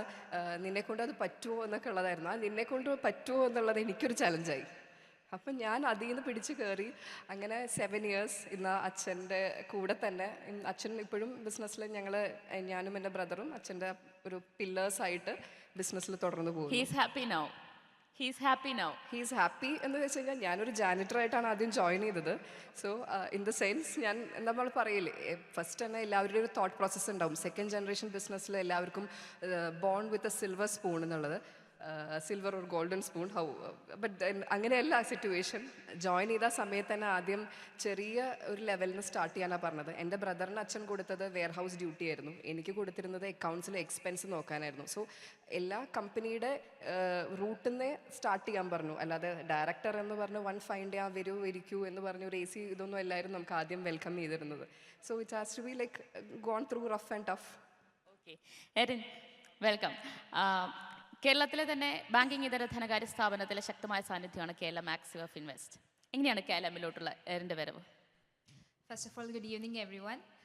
So happy to be a part of the panel. And എനിക്ക് തോന്നുന്നു ഇവിടെ ഇരിക്കുന്നതിൽ ഓവർ നീ എക്സ്പീരിയൻസ് മാത്രമേ എനിക്കുള്ളൂ KLMൽ. And before that I was working with another bank. So ഞാൻ ഇങ്ങടേക്ക് ഇപ്പോൾ ഐശ്വര്യ പറഞ്ഞ പോലെ ഒട്ടും വിചാരിച്ചിട്ടല്ല ഇങ്ങടേക്ക് വന്നത്. So family business is always there. പക്ഷെ ഞാൻ എൻ്റെ ഒരു ഇൻട്രസ്റ്റ് ആണോ എന്നത് എനിക്ക് എപ്പോഴും ഒരു ഡൗട്ട്ഫുൾ ആയിട്ടുള്ളൊരു കാര്യമായിരുന്നു. സ്റ്റില്ലുണ്ട്? സ്റ്റില്ലില്ല, മാറി. അപ്പോൾ ഞാൻ ആദ്യം തന്നെ ഫാദറിൻ്റെ അടുത്ത് പറഞ്ഞു, just because he's a chairman എനിക്കിത് ടേക്ക് ഓവർ ചെയ്യേണ്ട ആവശ്യമില്ല. I have to be convinced ഇത് എൻ്റേതാണ്, there is a niche for me എന്നുള്ളൊരു ഒരു തോട്ട് എനിക്ക് വേണം എന്ന് മനസ്സിലാക്കി. അപ്പോൾ ആദ്യം തന്നെ ഹെഡ് ഓഫീസിലേക്കല്ല വിളിച്ചത്, ബ്രാഞ്ചിലാണ് പോയിരുന്നത്. അപ്പോൾ നമുക്കറിയാം ഹെഡ് ഓഫീസിലിരുന്ന കസ്റ്റമേഴ്സ് എന്താണ് വരുന്നത്, അവരുടെ ആവശ്യങ്ങൾ എന്താണ്, അവർ ഗോൾഡ് ലോൺ അവരുടെ ഇൻട്രസ്റ്റിന് പ്രശ്നമുണ്ടോ, ഇതൊന്നും നമുക്കറിയാൻ പറ്റില്ല. ആദ്യം ചെന്ന് മുതലാളിയുടെ കസേരയിൽ ഇരുത്തിയില്ല അല്ലേ? ഇല്ല, ഇരുത്തിയില്ല. അപ്പോൾ ആദ്യം തന്നെ ബ്രാഞ്ചിൽ പോയി അവിടെ ആയിട്ട് കസ്റ്റമറായിട്ട് ഇൻട്രാക്ഷൻ അങ്ങനെ ഓരോ കാര്യങ്ങളുമായിരുന്നു ആദ്യം എനിക്ക് തന്ന ഡ്യൂട്ടി. അപ്പോൾ ഒരു 6 months ബ്രാഞ്ചിലിരുന്നപ്പോൾ തന്നെ മനസ്സിലായി what exactly is our business. Head ഓഫീസിലിരുന്ന മനസ്സിലാക്കാൻ പറ്റാത്ത കാര്യങ്ങൾ ബ്രാഞ്ചിൽ പോയിരുന്നപ്പോൾ മനസ്സിലായി. അങ്ങനെയാണ് ഐ ബീൻ ഇൻവോൾവ്. എത്ര നാൾ അവിടെ ഇരുന്നു? ബ്രാഞ്ചിൽ ഇരുന്നിട്ടുണ്ടോ? 6 months ഇരുന്നു. 6 months ഇരുന്നു. അതിനുശേഷം നേരിട്ട് ഹെഡ് ഓഫീസിലേക്ക് വന്നു. അപ്പോഴാണ് പിന്നെ ഒരു ഫിനാൻസിൻ്റെ ഹെഡായിട്ട് VP ഫിനാൻസിലാണ് ഇപ്പോൾ എൻ്റെ റോള്. അപ്പോൾ കൂടുതൽ ഫിനാൻഷ്യൽ പ്ലാനിങ്, അതിൻ്റെ ബഡ്ജറ്റിംഗ്, എലോക്കേഷൻ, ഏറ്റവും സിമ്പിളായിട്ട് പറഞ്ഞാൽ നമ്മൾ ഫണ്ട് എവിടെ നിന്ന് എടുക്കുന്നു, അതെങ്ങനെ നമ്മൾ യൂട്ടിലൈസ് ചെയ്യുന്നു, and how well it's performing എന്ന ഒരു ഫിനാൻഷ്യൽ പ്ലാനിങ്ങിലേക്ക് ഹെഡ് ചെയ്യാൻ പിന്നെയാണ് എനിക്കൊരു അവസരം കിട്ടിയത്. അപ്പോൾ ഇപ്പോൾ മേജർലി നോക്കുന്നത് ഓരോ ബ്രാഞ്ചിൻ്റെ പ്രോഫിറ്റബിലിറ്റി. അപ്പോൾ ചില മാറ്റങ്ങൾ കൊണ്ടുവന്നാൽ തന്നെ ഒരു വലിയ ഇമ്പാക്റ്റ് നമുക്ക് ഉണ്ടാക്കാം. ചിലപ്പോൾ ഇവിടെ ഇരിക്കുന്ന ബ്രാഞ്ച് അങ്ങോട്ടേക്ക് മാറ്റിയാൽ തന്നെ നമുക്ക് അത് നമ്മുടെ പെർഫോമൻസിൽ വലിയൊരു മാറ്റം വരാം. അപ്പോൾ അതിൻ്റെ profitability, fund allocation, capital budgeting ഒക്കെയാണ് ഞാൻ നോക്കുന്നത്. എങ്ങനെയാണ് ആ ഒരു ബാങ്കിങ് ഇതര സ്ഥാപനങ്ങൾ ഇപ്പോൾ ഈ ഒരു കാലത്തിലൂടെ കടന്നു പോകുമ്പോൾ എങ്ങനെയാണ് അതിൻ്റെ ഒരു കോമ്പിറ്റൻസി, എങ്ങനെയാണ് അതിലെങ്ങനെയാണ് ഇന്നോവേഷൻസ് ഒക്കെ കൊണ്ടുവരാൻ ശ്രമിക്കാറുള്ളത്? എപ്പോഴും NBFC എന്ന് പറഞ്ഞ് കുറച്ചൊരു സെൻസിറ്റീവ് ആയിട്ടുള്ള ഒരു മേഖലയാണ്. നമുക്കറിയാം ബാങ്കിനെ എപ്പോഴും കുറച്ചൊരു സ്പേസ് ഇട്ട് കാണാനാണ് ആളുകൾക്ക് ഇഷ്ടം. അപ്പോൾ നമ്മളിപ്പോൾ ഏറ്റവും കൂടുതൽ ബിൽഡ് ചെയ്യുന്നത് നമ്മുടെ ക്രെഡിബിലിറ്റിയും ട്രസ്റ്റുമാണ്. നമ്മുടെ ബ്രാഞ്ച് മാനേജേഴ്സ്, ഇപ്പോൾ നമ്മൾ ചെയ്യുന്നതിലുപരി നമ്മുടെ ബ്രാഞ്ച് മാനേജേഴ്സ് കസ്റ്റമേഴ്സിൻ്റെ അടുത്ത് എങ്ങനെ ഇൻട്രാക്ട് ചെയ്യുന്നു, അവർക്കൊരു ട്രസ്റ്റ് കൊടുക്കുന്നുണ്ടോ, ഇവിടെ നമ്മുടെ പണം നിക്ഷേപിക്കുമ്പോൾ അത് വലിയൊരു റെസ്പോൺസിബിലിറ്റിയാണ് നമുക്ക് അവരുടെ പണം സൂക്ഷിച്ച് വിനിയോഗിക്കുക എന്നത്. അപ്പോൾ അതിലേക്ക് കൂടുതൽ ഫോക്കസ് കൊടുത്ത് ആ ഒരു ട്രസ്റ്റ് ബിൽഡ് ചെയ്യാനാണ് നമ്മൾ എപ്പോഴും ഫോക്കസ് ചെയ്യുന്നത്. ഇപ്പോൾ അടുത്തിടെ നമ്മൾ കൂടുതൽ ഗോൾഡ് ലോൺസ് ആണ് ഫോക്കസ് ചെയ്യുന്നത്. അപ്പോൾ അതിൻ്റെ കാര്യങ്ങളായാലും ഒരു കസ്റ്റമർ നമ്മുടെ ഓഫീസിൽ വരുമ്പോൾ അവരെ എങ്ങനെ ട്രീറ്റ് ചെയ്യണം, അവരവരുടെ സ്വർണ്ണം, താലിയും പല കാര്യങ്ങളുമാണ് അവരുടെ ഒരു നിസ്സഹായാവസ്ഥയിൽ വെക്കുന്നത്. അപ്പോൾ അതിനൊരു ഇമോഷണലി കണക്ട് ചെയ്ത് അവരോട് എങ്ങനെ ട്രീറ്റ് ചെയ്യാം, അവരെങ്ങനെ അവരുടെ ആവശ്യങ്ങൾ നിറവേറ്റാം എന്നത് ഒരു ഇമ്പോർട്ടൻ്റ് ഇതാണ്. ഒരു ചെറിയൊരു പാളിച്ച മതി ആ ട്രസ്റ്റ് ബ്രേക്ക് ആവാൻ, അല്ലേ? ചെറിയൊരു ദാറ്റ്സ് വെരി ഇമ്പോർട്ടൻറ്റ്. അതാണ് ഇപ്പോൾ ഒരു ഇൻട്രസ്റ്റ് പെർസെൻറ്റേജിൻ്റെ ഒരു വ്യത്യാസത്തിൽ ഒരാൾ മറ്റ് കോമ്പറ്റീറ്ററിൻ്റെ അടുത്ത് പോകുന്നതിലും ഉപരി നമ്മൾ ആ ട്രസ്റ്റ് ബ്രീച്ച് ചെയ്യരുത് എന്നൊരു ഫോക്കസാണ് നമ്മൾ കൂടുതൽ വെക്കുന്നത്. ശരി, അജിലിൻ്റെ കാര്യം നോക്കിയാൽ അജിൽ എഡ്യൂക്കേഷണൽ ഇനീഷ്യേറ്റീവിൻ്റെ ഭാഗമായിട്ടാണല്ലോ ആദ്യം എത്തുന്നത്, അല്ലേ? ദ വൈറ്റ് സ്കൂൾ, അങ്ങനെയല്ലേ? അതിനുശേഷമാണ് പിന്നീട് CEO പൊസിഷനിലേക്ക് വരുന്നത്. ഇപ്പോൾ ഡിഫറെൻറ്റ് ഫീൽഡിലോട്ട് കൂടി ഹൈലൈറ്റ് വരികയാണ്. എഡ്യൂക്കേഷൻ ആയാലും എൻ്റർടൈൻമെൻറ്റ് ആയാലും വെൽനെസ് ആയാലും, അല്ലേ? അത് അങ്ങനെ ഒരു ഡൈവേർഷൻ്റെ സ്കോപ്പ് കണ്ടിട്ട് അതിനകത്തോട്ട് തീരുമാനം എടുക്കുമായിരുന്നോ? ആബ്സല്യൂട്ട്ലി. എന്തായാലും ഓപ്പർച്യൂണിറ്റി ഉള്ളതുകൊണ്ടാണല്ലോ നമ്മൾ ഓരോ വെർട്ടിക്കൽസിലേക്ക്, ഓരോ മാർക്കറ്റ്സിലേക്കും ഇറങ്ങുന്നത്. അത് ഇപ്പോൾ പറഞ്ഞ പോലെ തന്നെ നേരത്തെ എനിക്ക് തോന്നുന്നു ഞാൻ എക്സ്പ്ലെയിൻ ചെയ്യേണ്ട ആവശ്യമില്ല കേരളത്തിനെ പറ്റി. കാരണം ലാസ്റ്റ് സെഷൻ മിനിസ്റ്റർ പറഞ്ഞ പോലെ തന്നെ കേരളത്തിൻ്റെ പോസിറ്റീവ് ചേഞ്ചും ആറ്റിറ്റ്യൂഡ് ചേഞ്ചൊക്കെ ഓൾറെഡി പറഞ്ഞു കഴിഞ്ഞു, മാർക്കറ്റിലുള്ള ഓപ്പർച്യൂണിറ്റീസ് എല്ലാം. അപ്പോൾ അത് കണ്ടിട്ടാണ് ശരിക്കും നമ്മൾ കേരളത്തിൻ്റെ പല ഭാഗത്തായിട്ട് different verticals, we just don't want to operate as a builder, regular residential ബിൽഡറോ അല്ലെങ്കിൽ അങ്ങനെ അത് സ്പേസ് മാത്രം പ്രൊവൈഡ് ചെയ്യാമെന്ന് മാത്രമല്ല ഒരു ലൈഫുള്ള സ്പേസ് കൊടുക്കുക എന്നുള്ളത്, ഓൾ അസറ്റ് ക്ലാസ്സിൽ കൊടുക്കുക എന്നുള്ളതാണ്. ഡിഫറെൻ്റ് ആയിട്ടുള്ള പ്രോജക്ട്സ് കൊണ്ടുവരാൻ വേണ്ടിയിട്ടാണ് ഞങ്ങൾ വീണ്ടും ഓരോ, ഇപ്പോൾ നേരത്തെ പറഞ്ഞ പോലെ 20 years ago, more than 20 years ago Focus Mall കൊണ്ടുവന്നു, first shopping mall of Kerala. അങ്ങനെ ഓരോ ഇപ്പം ബിസിനസ് പാർക്ക്, എനിക്ക് തോന്നുന്നു ഒരുപാട് പേരെ ഞാൻ മീറ്റ് ചെയ്യായിരുന്നു. നമ്മൾ കോഴിക്കോടുള്ള ബിസിനസ് പാർക്കിലുള്ള ഒരുപാട് വെർട്ടിക്കൽസ് ഓപ്പറേറ്റ് ചെയ്യുന്ന ഓൺടർപ്രണേഴ്സിനെ മീറ്റ് ചെയ്തു. അപ്പോൾ അങ്ങനെ ഓരോ ലൈഫുള്ള സ്പേസ് ക്രിയേറ്റ് ചെയ്യുന്നുള്ള. We are soon launching more projects across the state. Wellness പറഞ്ഞു ഓൾറെഡി, ഹെൽത്ത് കെയർ, അങ്ങനെ education already we have. Opportunity കണ്ടിട്ട് I'm very confident in this market, this particular market Kerala. അപ്പോൾ അതിൽ ഞാൻ ആദ്യം പറഞ്ഞ പോലെ തന്നെ സൊസൈറ്റിനെ അപ്ലിഫ്റ്റ് ചെയ്യാൻ ഇങ്ങനെ ഒരു എന്തൊക്കെ ഓപ്പർച്യൂണിറ്റി കാണുന്നു അതൊക്കെ ഗ്രാബ് ചെയ്യാൻ എന്നുള്ളതാണ് നോക്കുന്നത്. ഈ ഫോക്കസ് മാൾ തുടങ്ങുമ്പോൾ വലിയൊരു എതിർപ്പുണ്ടായിരുന്നു ഞാൻ കേട്ടിട്ടുണ്ട്, അത് ഉള്ളതാണല്ലേ? ഇന്നിപ്പോൾ എല്ലായിടത്തും മോൾ ഇല്ലാത്ത സ്ഥലങ്ങളില്ലാത്ത രീതിയിലോട്ട് നമ്മൾ അത്രയധികം മാറിയിട്ടുണ്ട്. ഫസ്റ്റ് മോൾ വരുമ്പോൾ അങ്ങനെ ഒരു എതിർപ്പ്, ഒരു കല്ലെറിയൽ അടക്കം ആളുകളുടെ ഭാഗത്തുനിന്ന് നേരിട്ടെന്നൊക്കെ കേൾക്കുന്നുണ്ട്. സത്യത്തിൽ ഞങ്ങൾക്കത് വിശ്വസിക്കാൻ കഴിയുന്നില്ല. അങ്ങനെ സംഭവിച്ചിട്ടുണ്ടല്ലേ? എനിക്ക് തോന്നുന്നു ഇവിടെ ഇരിക്കുന്ന ഒരുപാട് പേര് ഇപ്പം എല്ലാവരും എനിക്ക് തോന്നുന്നു കേരളത്തിൽ നിന്ന് സംരംഭമുള്ള ആൾക്കാരായിരിക്കും, എൻ്റർപ്രൈസുള്ള ആൾക്കാരായിരിക്കും. അപ്പം എല്ലാവർക്കും അറിയാം ആ ചേഞ്ച് പാസ്റ്റ് ഫ്യൂ ഇയേഴ്സിൻ്റെ ഒരു ചേഞ്ച്, ആറ്റിറ്റ്യൂഡ് ചേഞ്ചും. ഇത് ഞാൻ ഫോക്കസ് മോൾ പറയുകയാണെങ്കിൽ 2 decades ago ആണ്, ഓൾമോസ്റ്റ് 20+ years ago. അന്നത്തെ കേരളം അല്ല ശരിക്കും ഇന്നത്തെ കേരളം എന്ന് പറഞ്ഞാൽ ഒരുപാട് കാര്യങ്ങൾ മാറിയിട്ടുണ്ട്. അത് മിനിസ്റ്റർ നേരത്തെ പറഞ്ഞ പോലെ അത് നമ്മളെന്ന് സംസാരിച്ചാൽ മാത്രമാണല്ലോ. നമ്മൾ ഇപ്പോഴും പറയുന്നത് പഴയ കാര്യങ്ങൾ വെച്ചിട്ടാണ് കേരളത്തിനെ ജഡ്ജ് ചെയ്യുന്നത് കംപ്ലീറ്റ്ലി പുറത്തുനിന്നുള്ളൊരു പെർസ്പെക്റ്റീവ്. അത് മാറണം. അത് എനിക്ക് തോന്നുന്നു ഫോക്കസ് മോൾ അന്ന് തീർച്ചയായിട്ടും അന്ന് എതിർപ്പും കാര്യങ്ങളും ഉണ്ടായിട്ടുണ്ട്. അത് ഇത്രയും ഒന്ന് വലിയൊരു പ്രോജക്റ്റ് വരുന്നതുകൊണ്ടാണ്, രണ്ടാമത് കോർപ്പറേറ്റ് കമ്പനീസും ഒരുപാട് ബ്രാൻഡ്സ് വന്നതുകൊണ്ടും അങ്ങനെ ഒരുപാട് റീസൺ ഉണ്ടായിരുന്നു അതിൻ്റെ ബാക്കിൽ. പിന്നെ ഏതൊരു സംരംഭമാണെങ്കിലും ഏതൊരു മാർക്കറ്റ്സിലാണെങ്കിലും അതിൻ്റെതായ ചാലഞ്ചസ് ഉണ്ട്. And I think now it's completely positive. ഇപ്പോൾ അങ്ങനെയല്ല, അന്നുണ്ടായ ഒരു എന്താ പറയുക ഒരു ആറ്റിറ്റ്യൂഡ് അല്ല ഇന്ന് നമ്മളൊരു ഷോപ്പിംഗ് മോളോ അല്ലെങ്കിൽ ഒരു പ്രോജക്റ്റോ മാർക്കറ്റിൽ വെക്കുമ്പോൾ. ശരി, റാഷിദ്, നമ്മുടെ കേരളത്തിൽ കഴിഞ്ഞൊരു 10 വർഷം എടുത്തു കഴിഞ്ഞാൽ ഒരുപാട് മാറ്റങ്ങൾ ഉണ്ടായിട്ടുണ്ട്. അത്രയധികം വികസനങ്ങൾ പല മേഖലകളിൽ വന്നിട്ടുണ്ട്. ഈ ബിസിനസ്സിൻ്റെ കാര്യത്തിലേക്ക് വന്നു കഴിഞ്ഞാൽ എത്രത്തോളം ബിസിനസ് ഫ്രണ്ട്ലി ആയി മാറിയിട്ടുണ്ട് കേരളം? എൻ്റെ ഒരു അഭിപ്രായത്തിൽ കേരളം വളരെ ബിസിനസ് ഫ്രണ്ട്ലി ആണ്. കാരണം നമുക്ക് പ്രൊഡക്ഷൻ ആണെങ്കിലും ഇവിടെ വളരെ ഈസി ആയിട്ട് ഡിപ്പാർട്ട്മെൻറ്റ് വൈസ് ചെയ്ത് നമുക്ക് ഓരോ പേപ്പേഴ്സ് നീക്കാനും ഫാസ്റ്റായിട്ട് തുടങ്ങാനും സാധിക്കും. പിന്നെ അതുകൂടാതെ ഒരുപാട് മാൻ പവേഴ്സ് ഇവിടെ അവൈലബിൾ ആണ്. അപ്പോൾ കേരളത്തിൻ്റെ പുറത്ത് ഞങ്ങൾക്ക് ഫാക്ടറീസ് ഉണ്ട്. അപ്പോൾ എന്തുകൊണ്ടും എപ്പോഴും തുടങ്ങാൻ കൂടുതൽ ഫാക്ടറീസ് ഞങ്ങൾ ഓപ്പൺ ചെയ്യുന്നതും നാട്ടിൽ തന്നെ അല്ലെങ്കിൽ കേരളത്തിൽ തന്നെയാണ്. കാരണം ഇവിടെ ഒരുപാട് റിസോഴ്സ് ഉണ്ട്. അതുകൂടാതെ നമുക്ക് ഇലക്ട്രിസിറ്റിയിൽ ഒരുപാട് നമുക്ക് ബെനിഫിറ്റ്സ് ഉണ്ട്. പിന്നെ ഗവൺമെൻറ് സൈഡിൽ ബെനിഫിറ്റ്സ് ഉണ്ട്. പിന്നെ നമ്മുടെ ഒരു ഫുഡ് പ്രോഡക്റ്റ് ആയതുകൊണ്ട് കൂടുതലും നമ്മുടെ ഹോം ഗ്രൗണ്ടിൽ തന്നെ നിൽക്കുന്നതുകൊണ്ട് ഞങ്ങൾക്ക് ആ ക്വാളിറ്റി ട്രസ്റ്റ് ചെയ്യാനും അതുകൂടാതെ നമുക്ക് എപ്പോഴും അത് നമ്മുടെ ഒരു കൺട്രോളിൽ നിർത്താനും സാധിക്കുന്നുണ്ട്. കേരളം ഞങ്ങൾക്ക് എന്തുകൊണ്ടും ഒരു ഈസിയാണ്. പക്ഷെ coming to other countries compare ചെയ്യുമ്പോൾ അത്രയധികം ഒരു ബിസിനസ്സിൽ വലിയൊരു പുഷ് നമ്മുടെ കേരളത്തിൽ നടക്കുന്നുണ്ടോ? ഐ മീൻ പുറത്തൊക്കെ പോകുന്നവരാണ്, അവിടെയൊക്കെയുള്ള കാര്യങ്ങളൊക്കെ പഠിക്കുകയും നിരീക്ഷിക്കുകയൊക്കെ ചെയ്യുന്ന ആൾക്കാരാണ്. കേരളത്തിൽ ബിസിനസ്സിന് നല്ലൊരു ഓപ്പർച്യൂണിറ്റീസ് ആണ്. പിന്നെ നമ്മുടെ മാർക്കറ്റും ബേസിക്കലി കേരളം നല്ലൊരു മാർക്കറ്റാണ്. ഇപ്പോൾ ലോജിസ്റ്റിക്സ് ആണെങ്കിലും നമുക്ക് കേരളത്തിൽ നിന്നും പ്രൊഡക്ഷൻ ചെയ്യുമ്പോൾ അവിടെ അയക്കാൻ പറ്റും. കൊച്ചി ഇപ്പോൾ ഇൻ്റർനാഷണലി നമ്മൾ നോക്കുകയാണെങ്കിൽ കൊച്ചി നമുക്കുള്ളതുകൊണ്ട് അതും ബൈ റോഡ് വഴി പെട്ടെന്ന് ആക്സസ് ചെയ്യാൻ പറ്റും. അതുകൊണ്ട് എല്ലാ റൂട്ടുകളും നോക്കുമ്പോഴും ഫ്രണ്ട്ലി ആണ് കേരളത്തിൽ ബിസിനസ് ചെയ്യാൻ. ശരി, അജ്മിയുടെ കാര്യത്തിലേക്ക് വന്നു കഴിഞ്ഞാൽ ഇത്രയധികം കസ്റ്റമേഴ്സ് കൂടെ നിൽക്കാനുള്ള ഒരു കാരണം എന്തായിരിക്കും? ആ ഒരു ക്വാളിറ്റി മെയിൻറ്റെയിൻ ചെയ്യാൻ കഴിയുന്നതുകൊണ്ട് തന്നെയായിരിക്കുമോ? ഓക്കെ, നമ്മളത് ഏറ്റവും കൂടുതൽ ശ്രദ്ധിക്കുന്ന പാർട്ടാണ് നമ്മുടെ ക്വാളിറ്റി. ഇതൊരു ഫുഡാണ്. അപ്പം അജ്മിയെ ട്രസ്റ്റ് ചെയ്തിട്ടാണ് ആളുകൾ ഒരു പ്രോഡക്റ്റ്സ് വാങ്ങിക്കുക. അപ്പോൾ ഇന്ന് വാങ്ങുന്ന പ്രോഡക്റ്റ് നാളെയും അതേ ക്വാളിറ്റി വേണം. അപ്പോൾ ഞങ്ങൾ ഫേസ് ചെയ്യുന്ന ഒരു ഏറ്റവും വലിയൊരു ചാലഞ്ചസ് എന്ന് പറഞ്ഞാൽ റൈറ്റ് ആയിട്ടുള്ള പ്രൊക്യൂർമെൻറ്റ് റോ മെറ്റീരിയൽസിൽ കിട്ടണം. അതിന് നമ്മൾ പലപ്പോഴും നമ്മളിപ്പോൾ ഡയറക്റ്റ്ലി പ്രൊക്യൂർ ചെയ്യുന്നത് നമ്മൾ സീഡ് കൊടുത്തിട്ട് ആ രീതിയിൽ പ്രൊക്യൂർ ചെയ്യുന്നുണ്ട്. കാരണം പല ട്രേഡേഴ്സിനോട് മെറ്റീരിയൽ എടുത്തു കഴിയുമ്പം ക്വാളിറ്റിയിൽ ഇഷ്യൂസ് വരും. അപ്പം സ്റ്റാർട്ടിങ് ലെവൽ മുതൽ നമ്മളതിൽ ഏറ്റവും കൂടുതൽ ശ്രദ്ധിക്കുന്നത് പ്രൊക്യൂർമെൻറ്റിലാണ്. അതിൻ്റെ കൺസിസ്റ്റൻസി കൊണ്ട് ക്വാളിറ്റി കീപ്പ് ചെയ്തിട്ട് കസ്റ്റമറെ ലോങ് ടൈം റൺ ചെയ്യുക എന്നുള്ളതും കസ്റ്റമറെ ട്രാക്ക് ചെയ്യുക എന്നുള്ളതാണ് നമ്മുടെ. എന്ത് സംഭവിച്ചാലും ക്വാളിറ്റിയിൽ നോ കോംപ്രമൈസ്, അതാണ്. ക്വാളിറ്റി കോംപ്രമൈസ് ചെയ്ത് കഴിഞ്ഞാൽ പിന്നെ നമുക്കൊന്നും പറയാനില്ല. കാരണം ഫസ്റ്റ് ഓഫ് ഓൾ ക്വാളിറ്റിയാണ് വേണ്ടത്, എൻഡും ക്വാളിറ്റിയാണ് വേണ്ടത്. അപ്പോൾ ബ്രാൻഡ് ബിൽഡ് ചെയ്യുന്നത് ഒരു ക്വാളിറ്റിയുടെ പുറത്താണ്, അത് ട്രസ്റ്റ് ചെയ്യുന്നതും അതിൻ്റെ പുറത്താണ്. ശരി, ഐശ്വര്യ, ഇപ്പോൾ ഹോം അപ്ലയൻസസിലോട്ട് വന്നു കഴിഞ്ഞാൽ ഇപ്പോൾ ഗോപു നന്ദിലത്തിന് എത്ര ഔട്ട്ലെറ്റ്സ് ആയി ഇവിടെ കേരളത്തിൽ മാത്രം ബ്രാഞ്ചസ്? ഇപ്പം 65.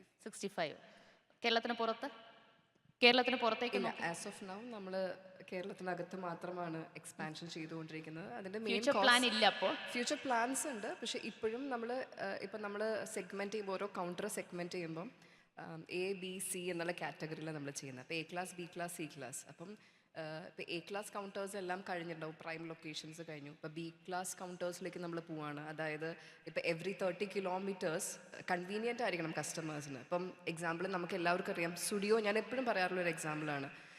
എല്ലാ 30 കിലോമീറ്റേഴ്സും അല്ലെങ്കിൽ വേണ്ട ഏതൊരു ടൗൺ എടുത്താലും അവിടെ ഒരു സ്റ്റുഡിയോൻ്റെ സ്റ്റോർ ഉണ്ടാവും. അവർക്ക് നോക്കുമ്പോൾ അതേ same structure, same investment will be there in the other store. അപ്പം അത് ദർബൈ എന്താ ഫോക്കസ് ചെയ്യുന്നത് വെച്ചാൽ മെയിൻലി വോള്യൂം. അപ്പം നമ്മൾ ഇപ്രാവശ്യം ഈ ഒരു കുറച്ച് നാളുകളായിട്ട് നമ്മൾ ഫോക്കസ് ചെയ്യുന്നത് അത് തന്നെയാണ്.